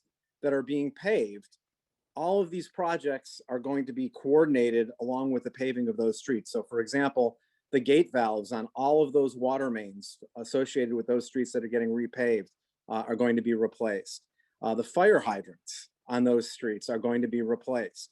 On those streets, all of the homes will undergo material service line identification, which basically means we're going to dig a trench, unfortunately, at the stop box in front of everybody's sidewalk, to dig down 5 feet and verify the material of the pipe that comes into your stop box and then leaves the stop box and goes into your home. So again, we're going to do all of that, in conjunction with the roads. There are 7 culverts that have been identified, and those will be replaced in conjunction with this overall project. Ditch repair, and the list goes on. So it's a very, very highly coordinated approach. Same thing, another example, the streets that are being paved next year, some of those streets are having their water mains replaced this year, so that we don't have to dig up the street twice. We don't have to disrupt, we don't have to dig up the newly poured asphalt. So those are some of the comments that I was asked to make about the capital improvement bond. There were a few other issues that we wanted to address as well, mostly with respect to financial issues. So there have been several comments made that the city is not acting in behalf of its residents and not acting as a responsible fiduciary with city funds. And what I find very interesting is that the examples that are being quoted, for the most part, are actually, if you actually dig down to learn about the finances associated with those examples, it's quite the opposite. They're great examples of how the city is illustrating its financial responsibility to the residents. So the first example is that it's been cited many times that the city gave out raises while asking residents to contribute more, when that money could have been spent on other projects. While it's true, the raises themselves are actually a dramatic cost savings measure for the city. So many of you probably don't know, but our city manager works on average between 60 and 80 hours a week, and it's usually closer to the 80 than it is to the 60. And there's significantly more work that she has to do because of COVID, as well as significantly more work due to all of these different projects that are taking place that need to be managed. So as a council, we've been talking for almost 2 years now about hiring an assistant city manager position. And what we talked about recently and approved is, rather than spending $80,000 plus benefits annually on a new assistant manager position, what we did is we reorganized the department. And what we did is we offloaded some of her responsibilities to existing employees, which has many benefits. First off, it gives growth opportunities for those individuals. It gives them more responsibility, and it results in significantly less turnover, which has been a big problem in our office, because people get to a certain point and they leave. And when they leave, that costs the city a lot of money to replace that person. So yes, the city portion of the raises cost us $19,000 a year, but that's saving the city well over $60,000 per year. So again, a little digging, you can get to the facts. A second area that's been quoted often is that the city wasted $54,000 on a new passenger van, and that money could have been put towards gate valves and fire hydrants and so forth. And again, you have to do a little bit of digging to find out what's going on there. So the city had $40,000 of community development block grants and SMART grants. And the stipulations behind those grants is that they're spent on senior programs and transportation. So our hands were tied with what we spent that money on. We couldn't spend it on a water main or, a gate valve or any of these other, sexy fixes. So we used that grant opportunity and put a little bit of budgeted funds that we budget towards recreation and seniors to purchase this van, which now dramatically expands our ability to provide services to seniors and to provide additional recreational opportunities for residents. So again, I think that's an example of fiscal responsibility, not fiscally wasting dollars. And then lastly, there's been a lot of digs taken towards our city manager about that we rewarded her with a new $400 car allowance. First off, the car allowance was part of her compensation package from day one. This is a standard benefit that's offered to city managers. In fact, if you go out to the Michigan Municipal League and you look up Oakland County, you'll see that half the cities out there, provide a car allowance or a car to the city manager. And those that don't, according to the MML, typically build that stipend into the salary of the city manager. So this is a standard benefit. And this is not something new for Lathrup. Lathrup has done this for a very long time. All the previous city managers actually, for the most part, got a car. But several years ago, the city decided that it was too expensive to maintain a car and instead went for a cost savings measure and switched over to providing a car allowance, which is a cheaper alternative to satisfy the same goal. So again, not a new thing at all for the city manager. This is something that we've been doing for a very long time. There were a lot of other things that were mentioned. I'm not going to go into them all. I know there's a lot of people who want to make public comments, and we definitely do want to hear the public comments. But basically, the moral of the story, is get involved, get engaged, so you know what's going on. If you have questions, contact a council member. Attend the meetings. We reach out. We want people to attend the meetings. We have trouble getting people there. But when they're there, we come up with better solutions, as evidenced by the last road proposal. Watch the videos. Check the city website every once in a while. It's a great place to find out what's going on. Watch the local access TV. Stay engaged, and if you do that, you're not going to miss these things like big things like the capital improvement bond. So social media is great. For a lot of things, but it's really not the best place, to get some of your information on these things. And then the last thing I just want to reiterate, since mentioning social media here again, because I think people need to be reminded, the city's, or I'm sorry, the Villagers Facebook page is not an official city site. In fact, our legal counsel has advised the council members not to post on the site. The city does post on occasion, when we have things to announce or to say, and we will on occasion.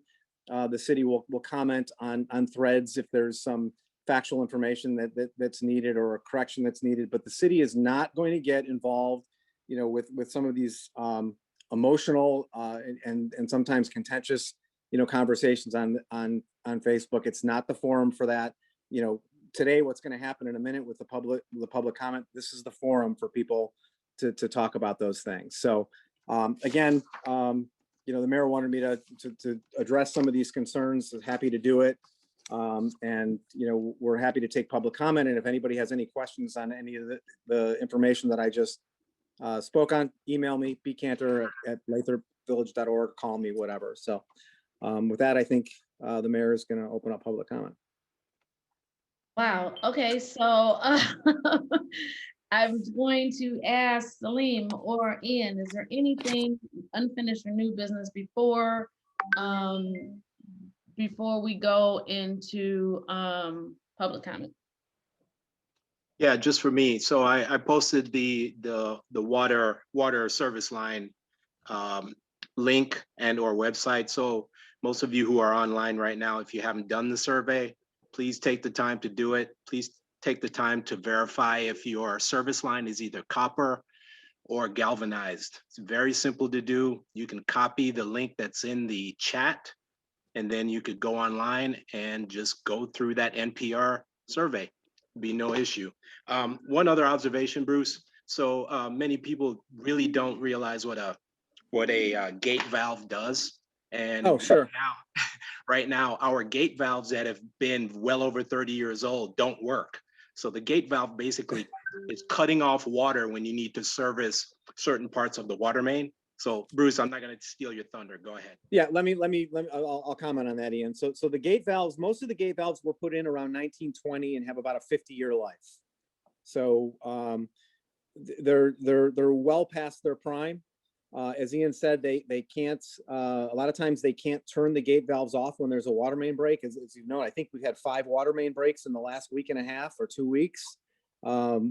And what happens is they can't turn the water off. So a lot of times they have to fix these gate valves or fix the water main under pressure, which is dangerous. We lose a lot of water, which city residents have to pay for, and so on. And I think I'll be real quick here, Mayor, because I know we got a lot of people to talk, and but I think this is a really illustrative story of the problems that we have. So I think it was last summer, we had a water main break, and so the Sunday services needed to turn the water off to this is an 8-inch pipe broke, and so they needed to turn the water off. So they went and they searched out for the gate valves. So the gate valves aren't always, they're not right there with a sign that says gate valve. A lot of times they're people landscape over them, the grass grows over them, weeds, whatever. They need to be dug out. So they found the first gate valve up the line, and they dug it out, and sure enough, like most of our gate valves, they don't work. So they tried to get the gate valve off. Took them about 10 minutes or so to do that. So then they spent another 10-15 minutes finding the next gate valve. That one didn't work. They went to the next one, another 10-15 minutes. That one didn't work. They had to go to 15 gate valves upstream before they found a gate valve that they could actually partially shut, so that they could fix that water main. Now think about that. That's an 8-inch main that's gushing water full stream for probably a couple hours. And again, that massive amount of water loss is something that then gets added back to the costs of our water system, because it has to be paid for. So so it's a good point, Ian, for me to remind me to explain what a gate valve is, because they're not sexy. Nobody wants to pay for maintaining a gate valve, but it's an unfortunate part of our infrastructure that needs to work. So yeah, that's all for me. I just want to thank everyone that even reached out to even ask questions regarding the infrastructure. And I just want to make this last statement here, Mayor. Everyone on council that you see before you, we're totally available. You have our phone numbers, you have our email. Please reach out, try to touch base with us if you have any concerns. You're not going to resolve anything online. You got to go to the source and get the information. So that's all I have. Thanks. Thank you. Salim, did you have anything? No, Okay. I'm good. Thank you. Now, going into the public comment, I just looked at the agenda and I see that we do not have the time on here. And usually this particular public comment is 2 minutes, but I know that I'm looking at everyone that's in the audience. And so if you've been here since the beginning and you saw that the public comment earlier was 3 minutes, I am just going to go with the fact that we're just going to stick to 3 minutes and going forward, just make sure that we have 2 minutes on that second public comment. Okay. Right, That's 2 minutes or 3 minutes yeah, okay. today only because it was not on the agenda and I don't want anyone to think that we're not trying to hear anything. So anyone that wants to speak, we had Miss Flannery who was holding, and then I see Mary Lewis second. So Miss Flannery, you are up first, and if someone could start the timer when she starts speaking, that'd be perfect. Well, my comment is that, Bruce commented on how it was posted in the Oakland Press, not in the Southfield Sun. But what about the Our Town that goes to every single resident in the village? I'm looking at the fall edition where there is an infrastructure committee update. It talks about the street improvement bond, but not one word about the water infrastructure, and nothing in the winter edition. I don't understand why it's not sent to every single person in the Our Town. That's something that goes to every single house. Nobody has to dig deep. Nobody has to log on to the internet. Nobody has to hope that they have cable because they don't have a job because it's a pandemic and people are without money and can't pay for the internet or cable, and they rely on information that is mailed to their home. We have a lot of elderly residents who don't utilize that information. There's a lot of people impacted by a pandemic.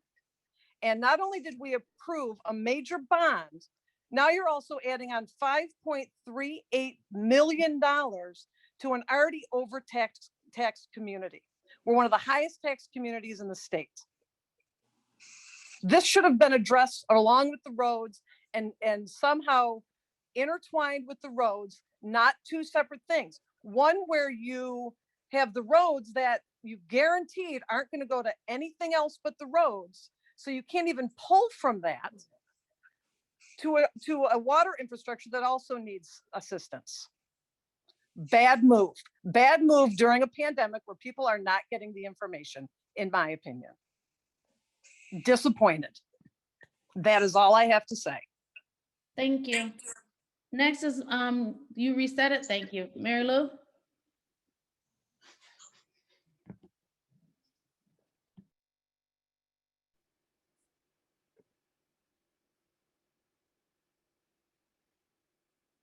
Unmute. Okay, sorry.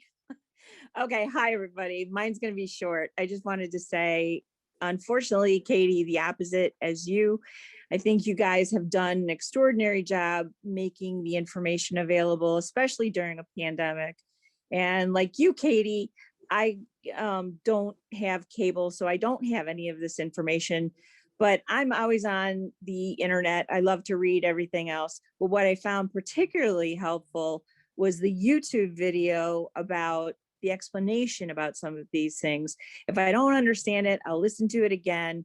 I know all these people, the familiar voices of the petition signers or headers of all this stuff, but the reality of it is the stuff is available online and it's easy to understand.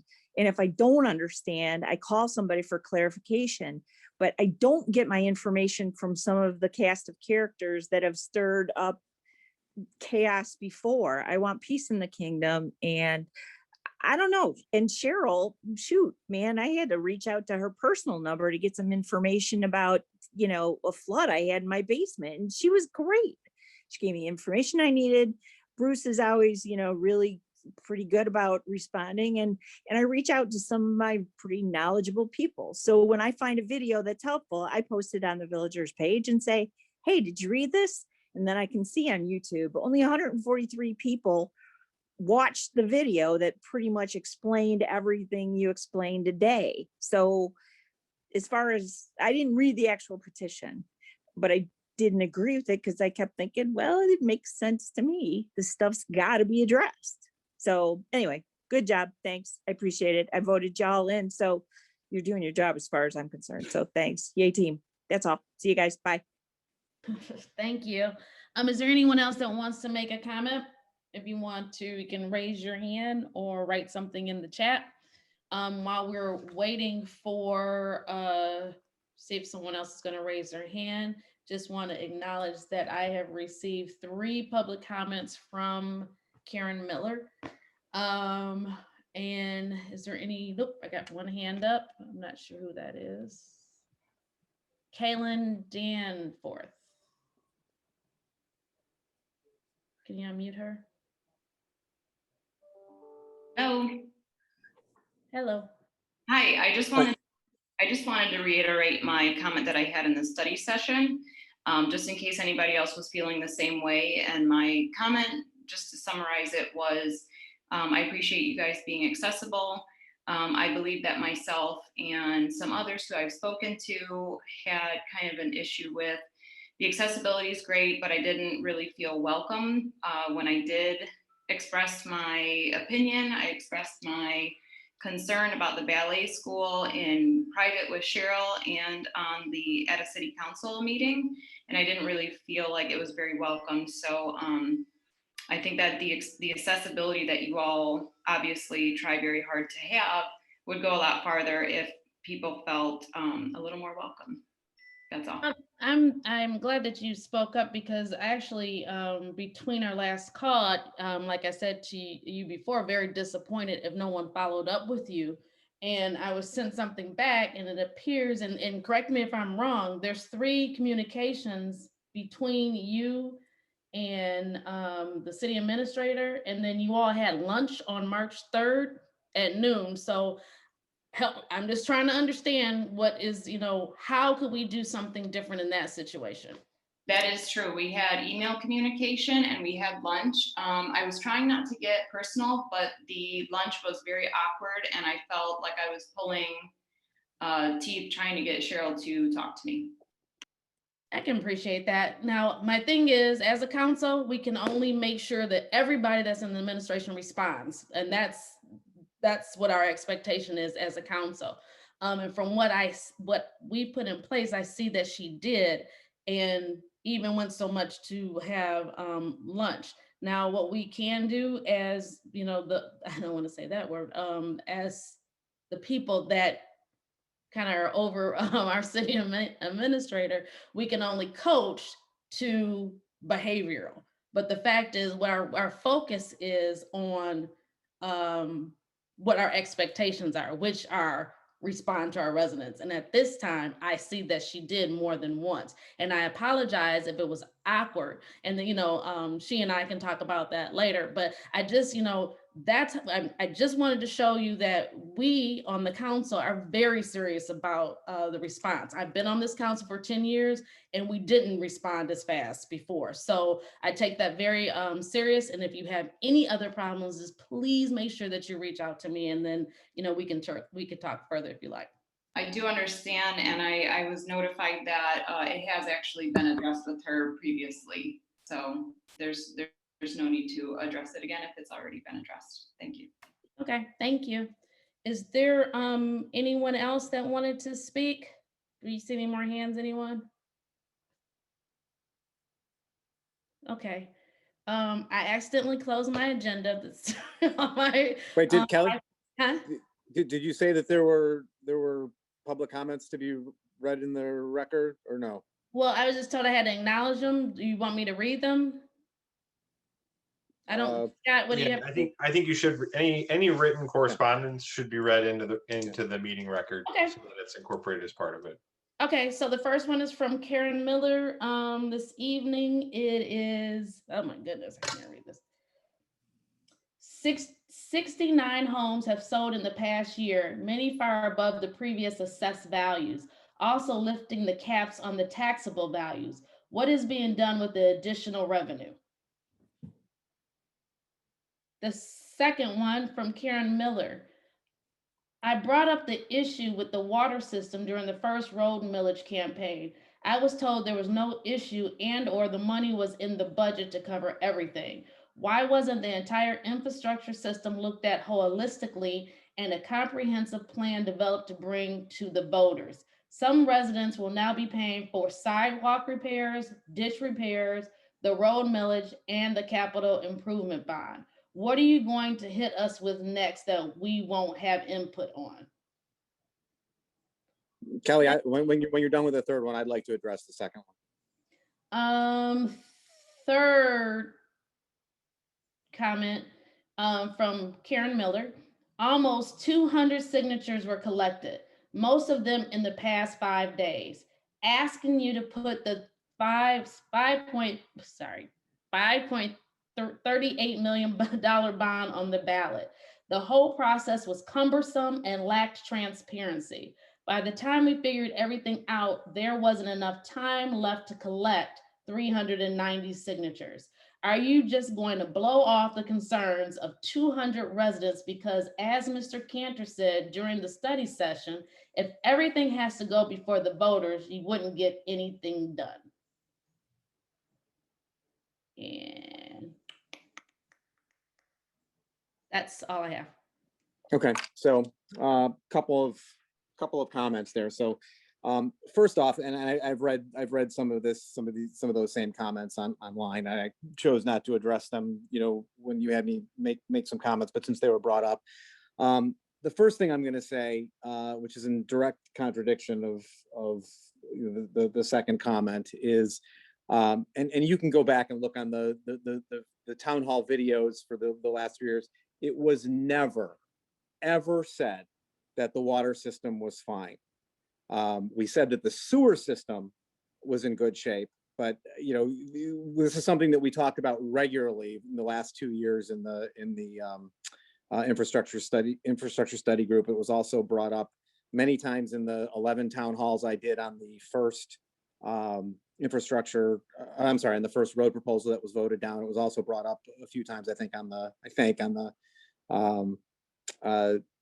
second road proposal that passed. It is possible. I know at one point I did have a question or a conversation with Karen Miller where it's possible she may have misunderstood something I said, which was talking about why we had gone with the roads first as the infrastructure committee, which was basically because that's what people were vocally complaining about regularly. And the fact that, we had a major 3-year water project that was going on Santa Barbara and some of the other related adjacent streets. And so what I did say to her is that we started with the roads because Santa Barbara was being worked on. We have a major project going on there, and so we've got some time there. But I never ever said that the water system was in good shape. I never would have. I've been saying over and over and over again that the water system was put in the 20s, has a 50-year life, and we're about double the expected life of the water system. And then regarding the last comment, I'll make the same comment. And I think Salim was a little bit more blunt about this than I'll be. But the comment we made in the study session was, the voters, elected the 5 of us as council to make these kinds of decisions. Again, we were not comfortable, just doing making some of these big decisions on our own. So what we wanted to do is form a study group, which was the infrastructure study group, which researched to death these issues and put together, some recommendations. Public input was sought out. So, for example, in the capital improvement bond, I talked a few minutes ago that there were 12 meetings. So, to kind of quote Salim or paraphrase Salim earlier, if you didn't come to one of those meetings, that's on you. That's not on us. We made those meetings. We had many of those meetings. We advertised them in multiple places. You keep saying that, well, not everybody has internet. Well, you know what? We put things out on TV, the Lathrup Village Public TV. And if somebody doesn't have TV, I'm sure people will say that, as a responsible citizen, you need to know what's going on in your neighborhood. And as I said earlier, you need to take an active role in learning what's going on in your community. And so if you don't have any of those things, it's your responsibility once in a while to go up to City Hall and say, hey, what's going on? Or contact Celine, contact Kelly, contact myself or Ian or Donna and say, hey, could we talk for 5 minutes? What's going on? Well, we'd be more than happy to talk to you. But to say that, you didn't have time. I mean, we published a notice of intent. We had a town hall specifically to let people know that the notice of intent took place. So to say that you didn't have time or that you didn't know about it, it's just disingenuous. It is. I'm sorry you don't like, people don't like the additional money. I don't like it either. We're all taxpayers. We're all affected by this too. But we've got some really, really big problems. Like I said, we had 5 water main breaks in the last 2 weeks. So, I mean, what's worse, paying a little bit now, or what happens when, you don't have water for a month because the water mains break, or your house burns down because, a fire hydrant doesn't work. I think you're going to be yelling a lot more of those things, or your waste backs up in your basement because we don't have the money to spend on an unfunded mandate from the state to fix our sanitary retention tank. I mean, these are all real problems that are going to have some real, are actually starting to have real consequences by not addressing them. So, I'm not happy about it either, but, we would have loved for people to come help us with the solution, but nobody did. And we did every effort to try to get people out there. So I just don't buy the third comment that Ms. Miller made. Thanks for sharing. Is there anyone else want to say something? Because I do have something that was just said to me, which I wanted to discuss also, and then we can be done. Unless there's somebody else. I don't see any other hands. Any other hands? Anybody see? I have one. No. I have one comment when we get to mayor and council comments, but other than that, this is still new business and stuff. This is okay. Yeah, I wanted to make sure. Business. Yeah. And can I just add something, Kelly? Because I know Bruce referenced a couple things I said in the study session. I just want to reiterate that, yeah, I just think I don't get too bent out of shape about people's comments here and there that are made in social media or whatever, because I know it's a minority of the people. I think 95% of the people in the city support what we're doing and want to have a nice city to live in.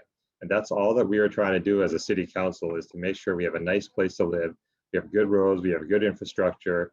And, and I think most people want that. And we've made it clear, like Bruce said, we've had a lot of meetings. If you want to get involved, come on, get involved. I mean, we're happy to hear your comments. I mean, I'm not ever going to complain about people making comments, but if you're going to make comments, be informed about it, learn about it, come to the meetings, come to the city council meetings, come to the study sessions, call us, email us, get some real information. Don't, I'm not going to take seriously people that kind of spout off information where there's no basis for it. So that's the bottom line. So, we're here to help. We're here to work for the city. We don't get paid. We're doing our best. So, work with us, and we'll try to do the best job possible. That's all I wanted to add to that. Thank you. And then because of this still being kind of under new business, I was sent this, the MML provided us with comparisons. There was something that was addressed about the city manager getting a car allowance. And I believe, Bruce, you did address that in your statement too. But I actually asked for a comparison for all of the counties, all of the cities in Oakland County. And I just want to give you a snapshot that Sullivan Lake, who only has 1,720 people, they give their city manager a $750 car allowance per month. Per month, per month. Pleasant Ridge, who only has 2,526 residents, they give their city manager a $500 car allowance a month. Franklin's in there. Yeah, Franklin, which is residents are 3,150. They give their city manager a $92.31 allowance per week. And then we all know ours is at $400. Huntington Woods is at $80 a month. South Lyon is at $525 a month. Wixom is at $500 a month. And Madison Heights is at $475 a month. And it also gives you the salaries, which I'm blown away that on top of the salaries of getting the car allowance. So I'm saying all that to say that this is a regular, this is common. It's not uncommon for a city manager to have a car allowance. And as I said earlier, I've been on the council for 10 years. So this will be my 10th year. And every year, Jeff Mueller, Matthew, Andy, everyone had a car allowance. Exactly. And believe me, I fought it back a long time ago and it went nowhere. So that's not uncommon. So we're not doing any special favors for Dr. Sherrill. So I just, if you want that information, I'll be glad to share that with you because it did come from the MML. That's not something that I made up. And it looks like we have one more person, and I think that after this, Elise Babcock. Yes, ma'am. Is somebody unmute her? Hi again. I just wanted to ask, and of course I don't have time to research, but when you were giving us that data,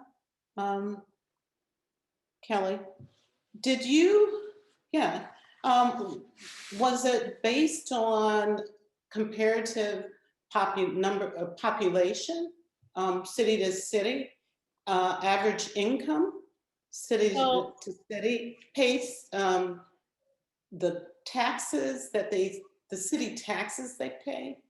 Was all of that comparative when you mentioned those amounts? So this is based off of the cities that are in Oakland County that do the car allowances. So like, for example, Sullivan Lake, I'm not sure of their taxes. So I mean, somebody can look it up really quickly if they want to, but they only have, their population is 1,700 people. And their car allowance there is $750 a month.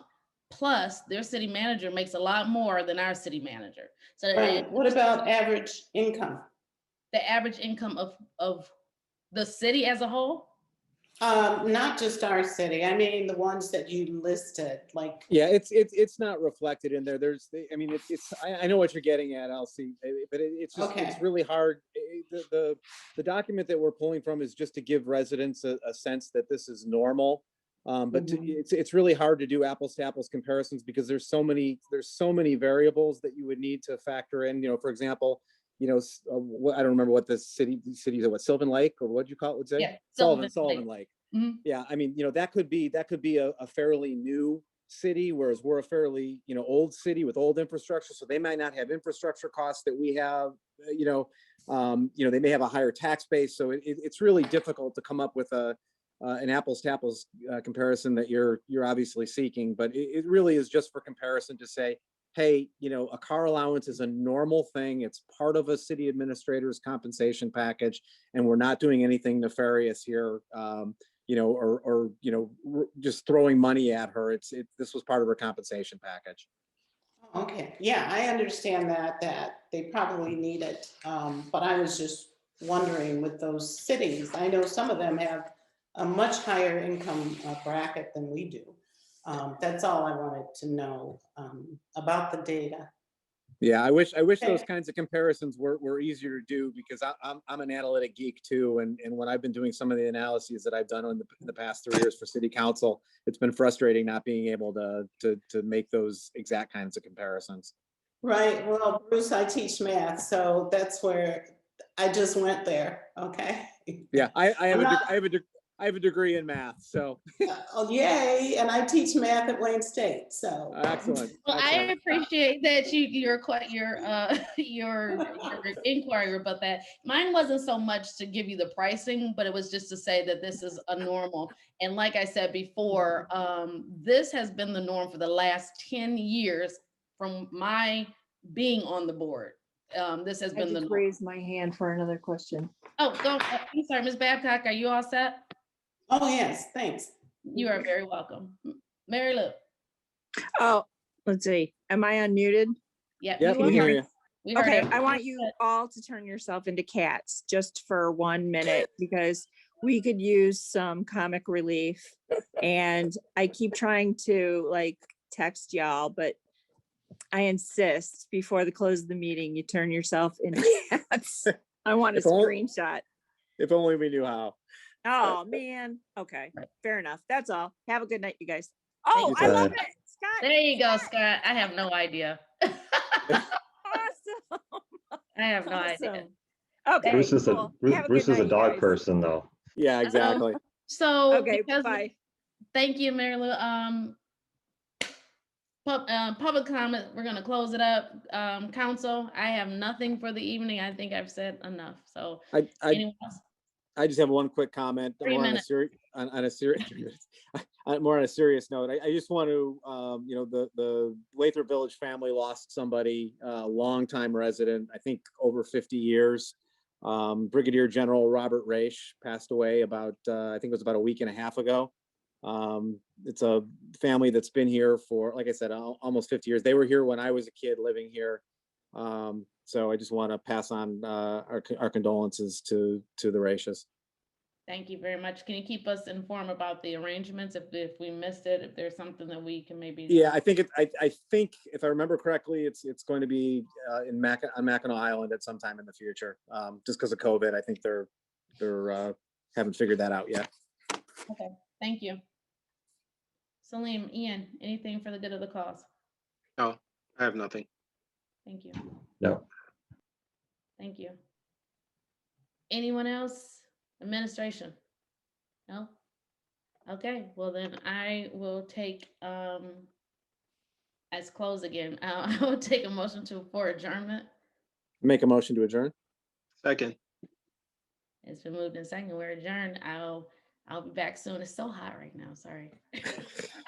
All right, thanks, everyone. Thanks, Appreciate it. everybody. Appreciate Have a the good night. participation Bye. and residents. Thank you. Yeah, thank you. Bye now.